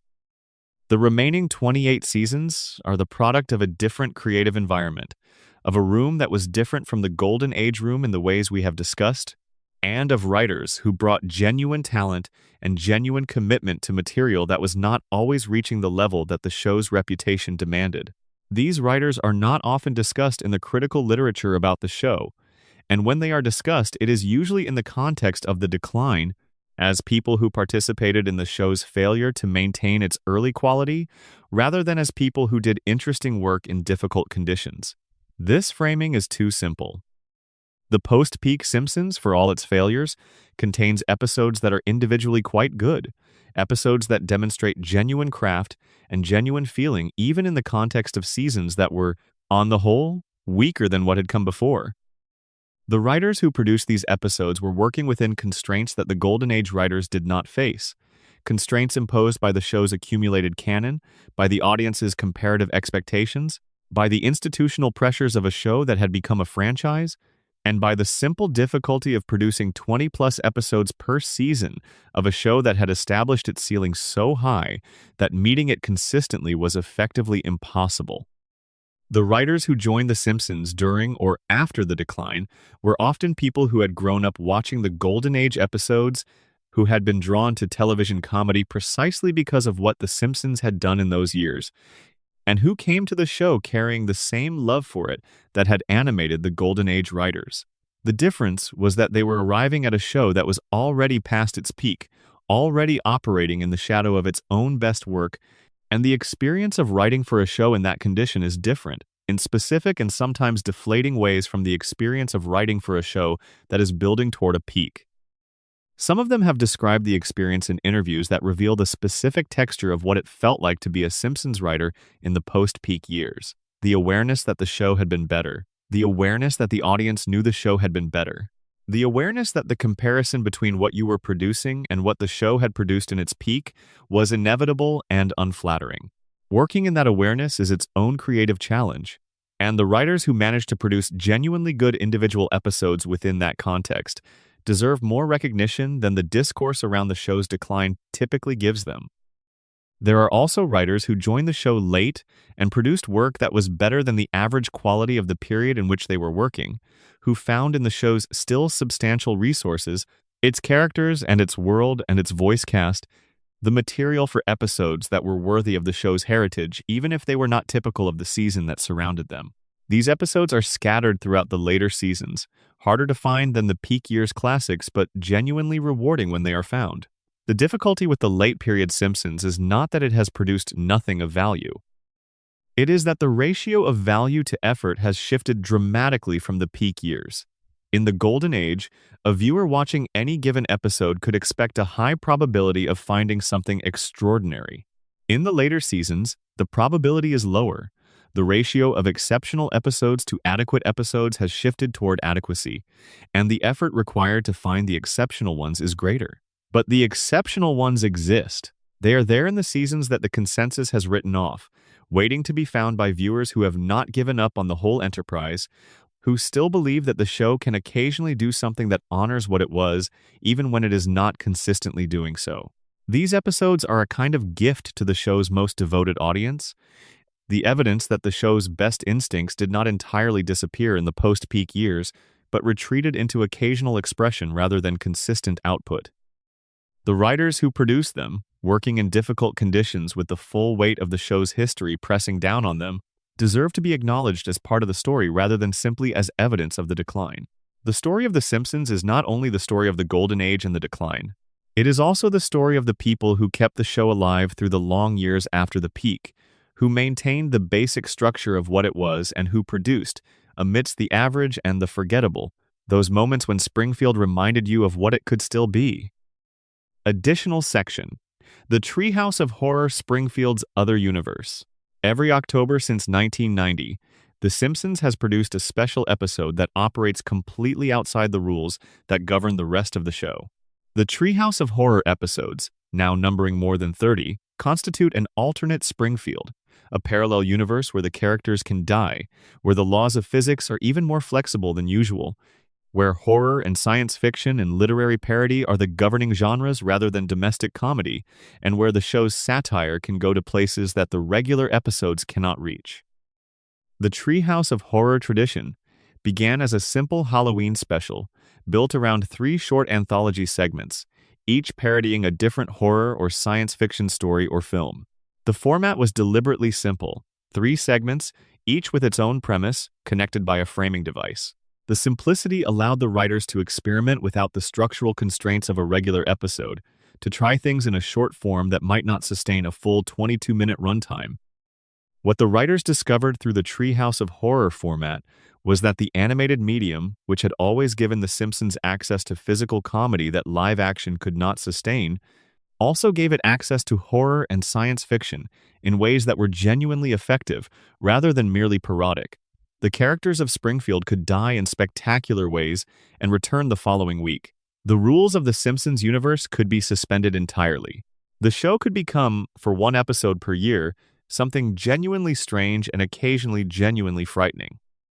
The early Treehouse of Horror episodes are among the most formally inventive pieces in the show's history, episodes that exploited the specific freedoms of the format to produce comedy that operated at the edge of what American television animation was willing to attempt. The Treehouse of Horror segments that parodied The Shining, the one that depicted an alien invasion of Earth, the one that sent the family into a universe governed by the rules of a fairy tale, these are pieces that demonstrate the show's animators and writers at their most playful and their most formally ambitious. As the seasons accumulated, the Treehouse of Horror episodes developed their own traditions and conventions. Regular segment types emerged, recurring formats that audiences came to expect. The parody segment, built around a specific horror film or science fiction story. The original horror premise, using the Springfield characters in a horror plot without a specific source text. The comedy segment that prioritizes laughs over scares. These conventions gave the specials a structure that made them recognizable while still allowing for significant variation within the format. The Treehouse of Horror episodes have also been the site of some of the show's most politically pointed content, satire that the regular episode format would have found difficult to sustain, but that the specials' declared genre context made more accommodating. Episodes that depicted governments as monsters, corporations as literal demons, social media as a zombie virus, used the horror parody framework to make points that were genuinely sharp while being protected from the most direct kind of controversy by the genre label. The specials have declined in quality alongside the regular seasons, which is perhaps unsurprising given that they are produced by the same room. The later Treehouse of Horror episodes are generally less formally inventive than the early ones, more reliant on reliable formulas and familiar parody targets, less willing to push the specific freedoms of the format in genuinely unexpected directions. But the format itself retains its value, and the best of the recent specials still demonstrate that the show can do something in that context that it cannot do anywhere else. The Treehouse of Horror tradition is one of the more remarkable institutional practices in the history of American television. The commitment to producing a special episode every year that explicitly operates outside the show's own rules is unusual enough. The fact that this commitment has been maintained for more than 30 years, that Springfield has been visited by monsters and aliens and supernatural forces on an annual basis for 3 decades, is genuinely extraordinary. The specials constitute their own archive, their own Springfield, a version of the show's world where the stakes are different and the freedom is greater, and the characters can do things that the regular show will never let them do. Whether this alternate Springfield is more honest about the show's universe than the regular episodes is an interesting question. The regular Simpsons maintains a kind of surface normality, a commitment to the domestic comedy register that the show was built on, even as the evidence that Springfield is deeply abnormal accumulates around it. The Treehouse of Horror episodes drop the pretense of normality entirely and depict a Springfield that is exactly as strange and as dangerous as the other theories we have been exploring tonight suggest it is. In the specials, Springfield's mutated biology and its impossible physics and its relationship with death are all on the surface rather than coded into the show's visual language or buried in implications that the characters do not acknowledge. This is either the truer version of Springfield or the most extreme version of it, depending on how you want to read the relationship between the specials and the regular show. What is clear is that the Treehouse of Horror episodes are a genuine creative achievement in their own right, a body of work that is distinct from the rest of the Simpsons canon while being absolutely of a piece with it, and that they represent the show's most direct acknowledgement of the darkness that has always been present just below the surface in the world it has built. Additional section: Endings that never came. The show that refused to conclude. The Simpsons has never had a proper ending, which is itself a kind of statement. Every long-running television show faces the question of how to end eventually, and the answers that different shows have given to this question constitute one of the more interesting dimensions of television history. Some shows have ended with endings that felt inevitable and right, that gave their characters a final moment of grace or resolution or honest acknowledgement of what the years had done to them. Other shows have ended badly, with finales that disappointed or betrayed the expectations that the show had created. And some shows have not ended at all, or have ended in circumstances that did not allow for a proper finale. The Simpsons falls into the category of shows that have not ended, though this is not precisely accurate given that the show is still in production. The more precise statement is that The Simpsons has chosen, consciously and consistently, not to work toward an ending. The floating timeline that we have discussed is itself a formal commitment to avoiding the conclusion that an ending would represent. If the characters never age, the show can never reach the natural endpoint that aging creates. If the consequences of events do not accumulate, there can be no final reckoning with what those consequences add up to. The show has built its refusal to end into its fundamental structure. There have been moments when ending The Simpsons was seriously discussed. The 2011 salary dispute that we discussed earlier brought the show genuinely close to a conclusion. Not an artistically planned ending, but a stoppage imposed by financial circumstances. The show's continuation required the cast's acceptance of reduced compensation, and for a brief period it was genuinely unclear whether that acceptance would be forthcoming. The ending that the show nearly had in 2011 would have been unsatisfying in the way of endings that are imposed rather than chosen, but it would have been an ending nonetheless. There have also been moments when the show's creative team has discussed the possibility of ending the show on its own terms, of choosing a conclusion rather than having one imposed from outside. These discussions have never reached the stage of a committed plan, in part because the commercial infrastructure around the show makes a deliberate conclusion difficult to achieve, but also in part because the show itself, or the people who make it, seem genuinely resistant to the idea of conclusion. The resistance is understandable. The Simpsons has been going long enough that ending it would be a significant cultural event, the kind of event that would attract enormous attention and would be assessed in the context of everything the show has been over its entire history. The finale of a show that has been on the air for 36 years carries an enormous weight of expectation, and meeting that expectation, producing an ending that genuinely honored the show's history and gave its characters a meaningful conclusion, would be extraordinarily difficult. It would also require making decisions that the floating timeline has specifically avoided. It would require deciding how old Bart and Lisa are, how much time has actually passed in Springfield, what Homer and Marge's relationship has accumulated to over the years, where Maggie ends up. These decisions would retroactively define the entire run of the show, would impose a specific interpretation on 36 years of material that has been deliberately kept open to interpretation. The show has imagined its own ending on several occasions, in dream sequences, in flash-forwards, in the alternate futures of the Treehouse of Horror episodes. These imagined endings have generally been bittersweet, acknowledging that the family story must eventually reach some kind of conclusion, while pulling back before that conclusion fully arrives. They are exercises in approaching the inevitable without committing to it, gestures toward ending that turn back at the last moment and return to the permanent present of the floating timeline. The hypothetical ending of The Simpsons has been discussed in the fan community for years. What would a proper ending look like? What would it need to do? How could you conclude a show that has produced nearly 800 episodes and that has been part of the culture for longer than most of its audience has been alive?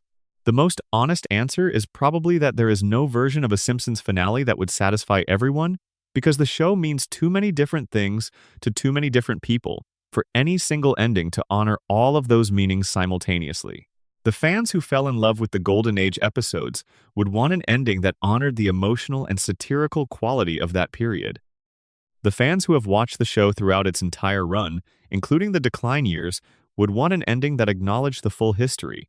The international audience would want something that transcended the specifically American context. The children who are currently encountering the show for the first time would want something that made sense to them without requiring 36 years of context. There is no ending that does all of these things. There may be no ending that does any of them fully.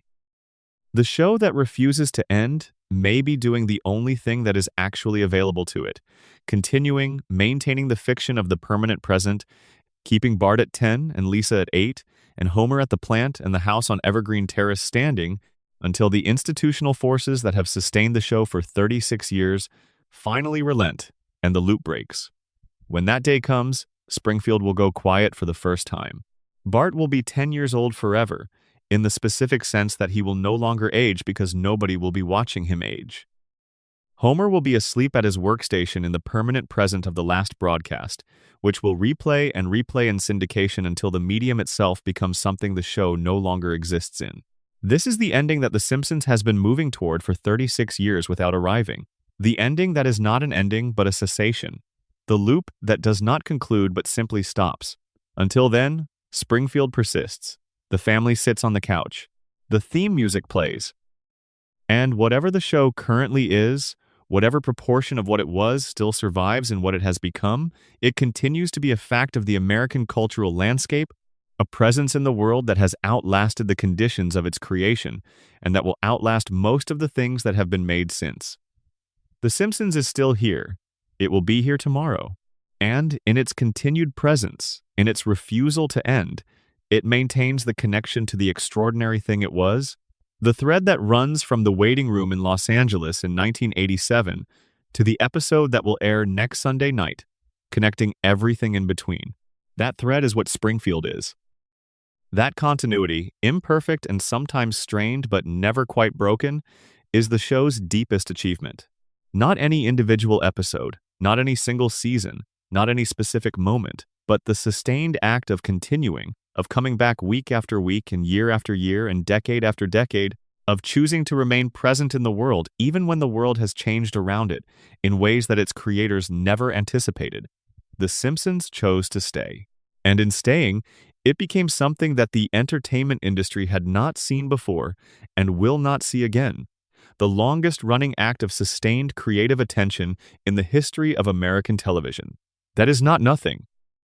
In the long night of Springfield's history, with everything that went wrong and everything that was lost and everything that changed in ways nobody wanted, that fact remains.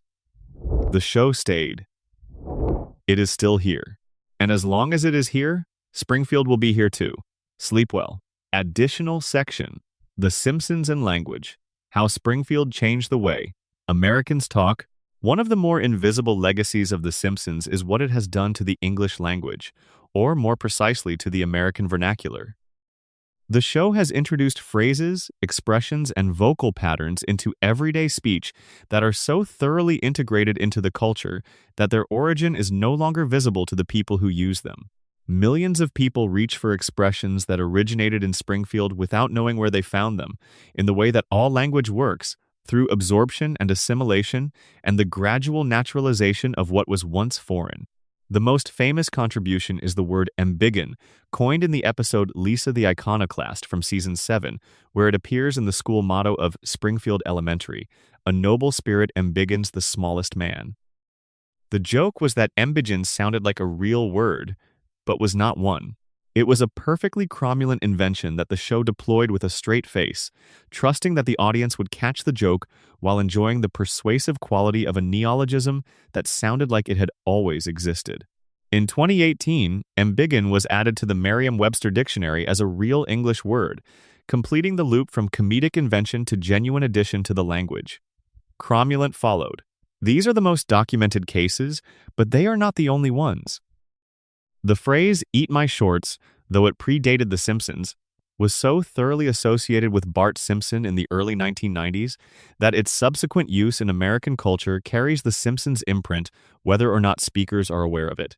The phrase, "meh," which has become the standard verbal expression of indifference in American English, was popularized, if not invented, by The Simpsons, and its spread through the culture is traceable in part to the show's use of it. The construction dough, Homer's signature expression of chagrin, is now listed in the Oxford English Dictionary. The linguistic influence of The Simpsons extends beyond individual words and phrases to broader patterns of speech. The show popularized a specific variety of comic understatement, the flat delivery of an observation that is technically accurate but that carries enormous implied meaning that became a recognizable rhetorical mode in American comedy writing. It popularized the false opening, the sentence that appears to be heading in one direction and then completes itself in an unexpected way.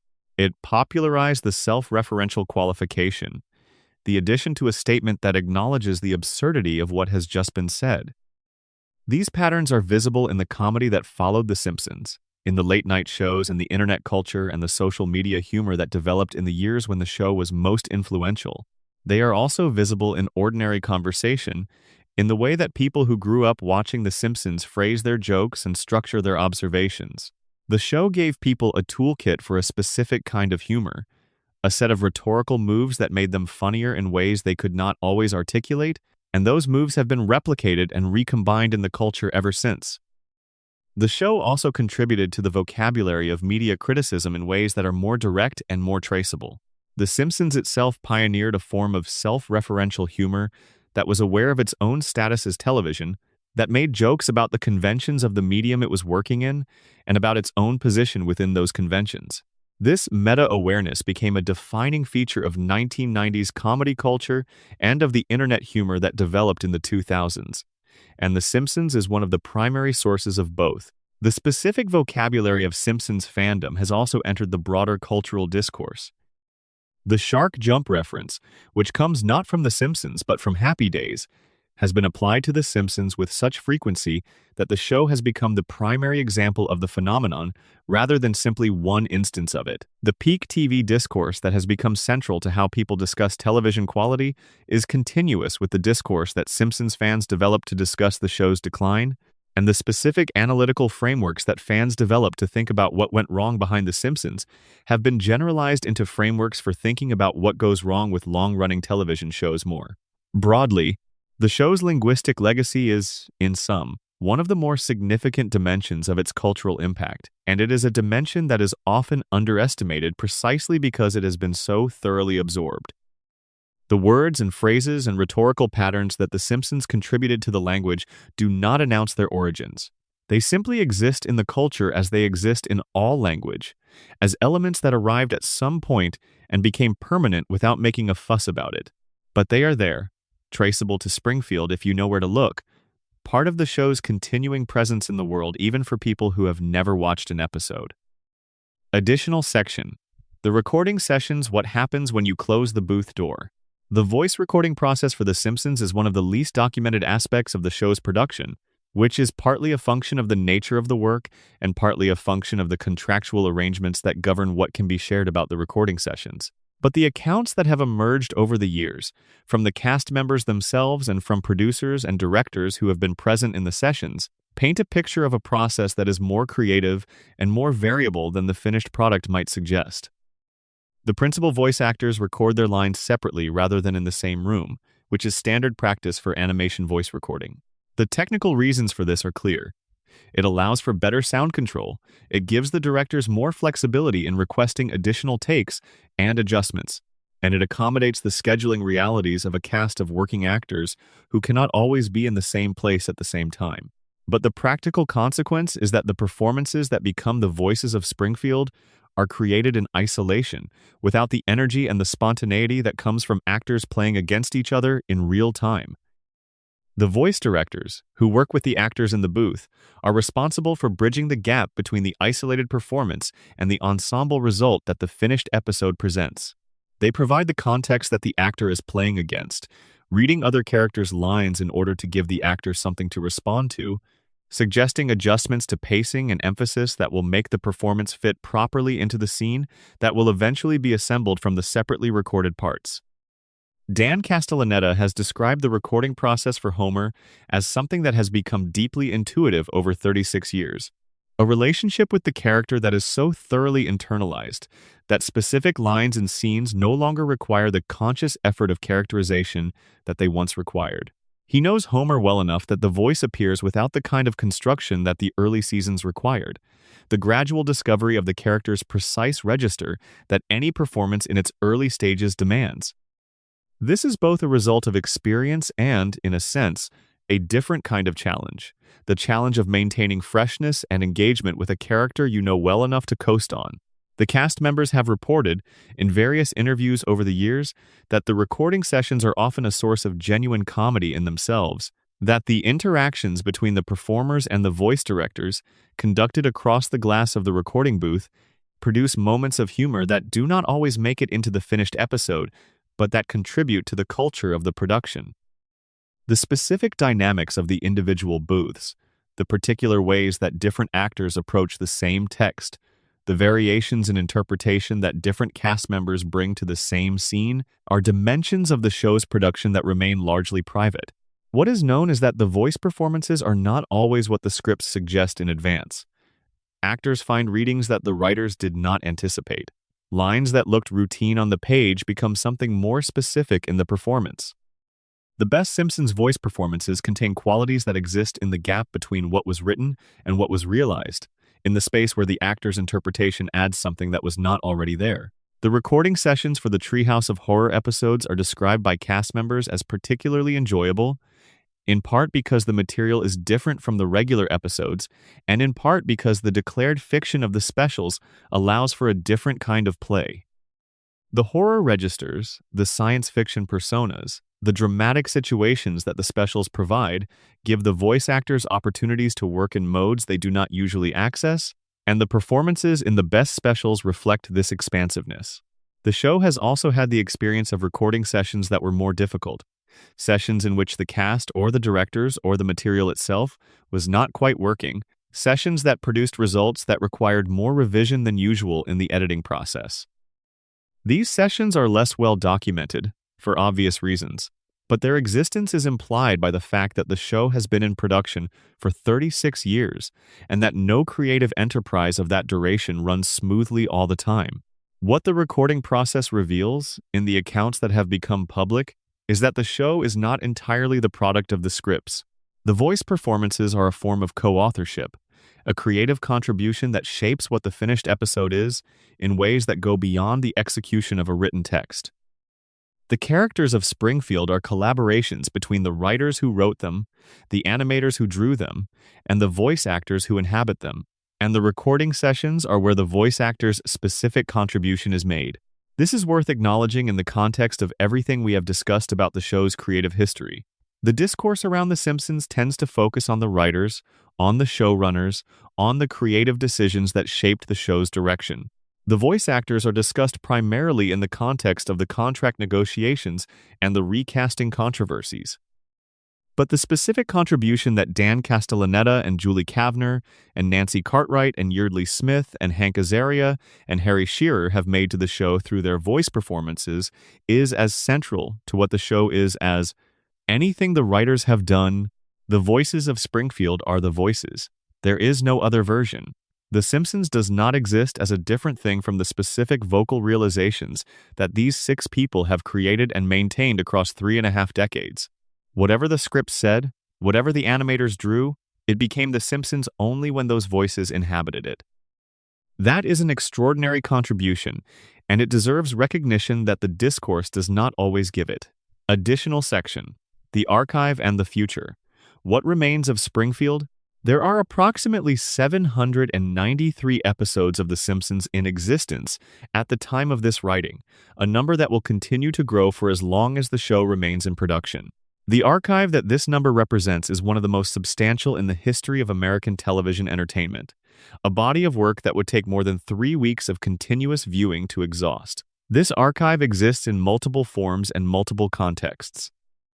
The original broadcast versions of the episodes exist in the Fox archives. The DVD releases, which cover the first 20 seasons in individually released season sets, represent a curated and annotated version of the archive, with commentary tracks and supplementary materials that constitute a significant secondary record of the show's production history. The streaming rights, which allow the show's current episodes and substantial portions of the back catalog to be watched on demand, have made the archive more accessible than at any previous point in the show's history. The accessibility of the archive is itself historically significant. In the years before streaming, The Simpsons' back catalog was available primarily through syndication, which meant that the specific episodes available at any given time depended on which episodes the local broadcaster had chosen to air. The syndication market selected for the most popular and most broadly accessible episodes, which meant that the show's peak years got disproportionate airtime, while the less popular later seasons were less frequently broadcast. The introduction of a dedicated streaming platform for the show's back catalog has changed this, making the full archive available to anyone who wants it, and allowing viewers to construct their own relationship to the show's history without the mediation of a broadcaster's selection decisions. The streaming availability has also created a new context for rediscovering the peak years episodes, particularly for younger viewers who are encountering them for the first time rather than remembering them from their original broadcast. The experience of watching a Season 2 or Season 4 Simpsons episode for the first time in 2025, with no prior knowledge of what the show was, and no comparative expectation based on what it subsequently became, is a different experience from the experience of watching those same episodes when they were new, and it is also a different experience from revisiting them with the full weight of the show's subsequent history as context. The archive has also become the material for a significant industry of Simpsons analysis, the fan sites and critical databases and analytical videos that document and assess the show's history in increasingly granular detail. This documentation practice, which has been ongoing in various forms since the earliest days of internet fan culture, has produced a secondary archive that is, in some respects, as interesting as the show itself. The community's collective knowledge of The Simpsons, accumulated over 3 decades of close watching and careful documentation, represents an extraordinary exercise in cultural memory. The future of The Simpsons archive is uncertain in the way that the future of any legacy media property is uncertain. The show will eventually end, either through a planned conclusion or through the cessation of production under circumstances that do not allow for a proper ending. When it ends, the archive will be frozen at whatever point the last episode reaches, and the process of assessing and reassessing what the show was will enter a different phase, the phase in which the work is complete and can be viewed whole rather than as an ongoing project. The critical consensus about the show, which has been forming and reforming throughout its run, will stabilize in the years after the show ends. The peak years will remain the peak years, and the decline will remain the decline, and the specific episodes and specific seasons and specific creative choices that mattered most to the people who cared about the show will be identified and documented and argued about in the way of all significant cultural works. What the show's legacy will ultimately be, how it will be remembered when the distance of time makes the full shape of its history visible in a way that the present does not allow, is not something that can be predicted with confidence. The history of cultural reception is unpredictable, and works that were considered central to their moment are sometimes reassessed as minor, while works that were overlooked are sometimes rediscovered as essential. What seems most likely, based on the evidence of the show's current reception and the depth of its cultural penetration, is that the golden age of The Simpsons will be remembered as one of the defining achievements of American television comedy, one of the clearest demonstrations of what the medium is capable of, when the right combination of talent and circumstance produces something that exceeds what any individual element could have produced alone. The decline will be remembered as a cautionary example of what happens when the conditions for excellence are not sustained. And the full span of the show's history, from the waiting room in 1987 to the final episode that has not yet been produced, will be remembered as one of the more remarkable stories in the history of American entertainment. This is what Springfield will leave behind. Not the three-eyed fish, not the cracked cooling towers, not the floating timeline, or the billionaire who glows in the dark. What it will leave behind is the record of what it was, preserved in the archive that contains it, accessible to anyone who wants to find it, waiting in the permanent present of a show that never allowed time to pass. Springfield always endures. Even when the lights go out, Springfield endures. Because it exists now in the archive, in the cultural memory, in the language that carries the show's imprint without announcing it, in the millions of people who grew up watching it and who carry their version of it into every new thing they encounter. The Simpsons made Springfield. Springfield made The Simpsons. And both of them made something of the people who watch them, something that will persist long after the last episode airs and the last couch gag plays and the last version of the theme music fades. That is the story of everything that went wrong behind The Simpsons, which is also, inextricably, the story of everything that went right. The two are not separate stories. They are the same story told from different angles, and both are necessary for the full picture. The lights are going down in Springfield. The family is on the couch. The loop continues. Good night. Thank you for spending this long night in Springfield with us. If you are still awake, or almost not awake, we would love to know where in the world you are watching from. Drop your location and the time in the comments. It matters more than you might think to know that people everywhere are spending their quiet hours in the same impossible town. And if you want more of these long, slow journeys through the history of the things that shaped us, the subscribe button is right there.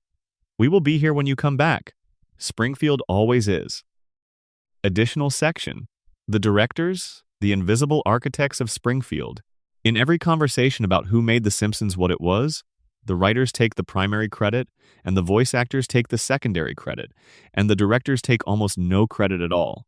This is a product of the specific way that the entertainment industry distributes recognition, and it is significantly unfair to the people who were responsible for translating the written and performed elements of the show into the finished visual product that audiences actually watched.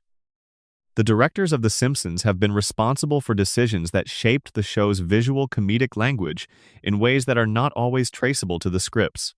The timing of a visual gag, the choice of how to cut between shots in a scene, the specific expression on a character's face during a moment that the script describes only in general terms, these are directorial decisions, and the best of them contribute to the comedy and the emotional impact of the scenes they govern in ways that are real and significant. Mark Kirkland is among the most prolific directors in the show's history, with more than 100 episodes to his credit. David Silverman, who served both as an animator and as a director, helped shape the show's visual language in its earliest and most formative years. Jim Reardon, who directed many of the Golden Age episodes before eventually leaving for Pixar, brought a specific visual sensibility to his episodes that is recognizable to attentive viewers even across the decades. The transition from hand-drawn animation to digital production changed the directing process in specific ways. In the hand-drawn era, directorial decisions about how a scene would look were made at a stage of production where they could be implemented through the animation process, affecting what the artists actually drew. In the digital era, the range of possible adjustments extended into the post-production phase, where digital tools allowed for revisions to timing and compositing that would not have been possible in the hand-drawn workflow. The comedy direction of The Simpsons, the specific craft of timing visual jokes, is one of the more specialized skills in animation direction and one of the more poorly documented. The jokes that land in The Simpsons land partly because of what is written and partly because of when and how the visual elements of the joke are revealed. The cut that arrives a beat too early will undercut a joke. The cut that holds a beat too long will let the joke breathe past the point where it works. The directors who have gotten this timing right, who have found the specific rhythms that make the show's comedy feel inevitable rather than labored, have made contributions to the show that are as real as any other contribution. The relationship between the directors and the writers' room was not always smooth. The writers' room produced scripts with specific stage directions that reflected their understanding of how scenes should look and play, and the directors sometimes had different ideas about the best way to realize those scenes visually. The negotiation between the writer's intentions and the director's realizations was one of the show's ongoing creative processes, conducted across the distance between the writing phase and the production phase, in ways that were sometimes productive and sometimes a source of friction. The visual comedy of The Simpsons, the specific variety of physical humor that the show deployed at its peak, required a particular collaborative relationship between the writers who conceived it and the directors who realized it. The best visual gags in the show's history are not simply illustrations of written jokes. They are genuine collaborations between a comedic concept and a visual realization, and the realization required directorial craft that the script alone could not supply. As with so many dimensions of the show's production, the directing culture of the peak years was different from the directing culture of the later seasons, not primarily because the individual directors were more or less talented, but because the overall production culture, the standards and the collaborative energy and the shared commitment to a specific level of quality shaped what everyone involved in the production was doing. The best directing in The Simpsons history happened in the context of a production culture that demanded the best from everyone, and the decline in the overall quality of that culture affected the directing along with everything else. The invisible architects of Springfield are still working, season after season, translating scripts and voice performances and musical scores into the finished visual episodes that audiences encounter. Their work is not celebrated, is not the subject of the essays and the fan theories and the critical retrospectives that attend the show's writing and its voice performances. But it is there in every episode, in every cut and every hold and every expression that the animators rendered at the direction of someone who understood how a joke needed to look in order to work. Springfield would not exist without the writers who imagined it. It would not exist without the voices who inhabit it. And it would not exist without the directors who, episode after episode and season after season, decided how it would look, decided what the audience's eye would go to and when, decided the visual rhythms that made the comedy feel inevitable and the emotion feel earned. They are the invisible architects. Springfield is their city, too. And on that note, the long night in Springfield reaches its quiet end. The archive is full. The lights are low. The family is on the couch, frozen at the ages they have always been, in the house they have always lived in, on the street, in the town, on the map that no atlas has ever been able to locate. Everything that went wrong behind The Simpsons is documented in the record of the show itself, in the episodes that fell short and the seasons that disappointed, and the losses that time imposed, and the institutional pressures that shaped what the show became rather than what it might have been. The record is honest. The disappointments are real. And everything that went right is documented in the same place. In the episodes that remain extraordinary by any measure, in the performances that became permanent, in the words that entered the language, in the world that was built with such care and such precision that it convinced the world it was real for long enough that the world began to believe it. That is what 36 years of Springfield amounts to. That is the story of everything that went wrong behind the show, and everything that went right within it, and the long human project of keeping something alive past the moment of its greatest vitality, because some things are worth keeping even when the keeping is difficult. Sleep well. Springfield will be here in the morning. It always is. That is, in the end, both the promise and the mystery of it.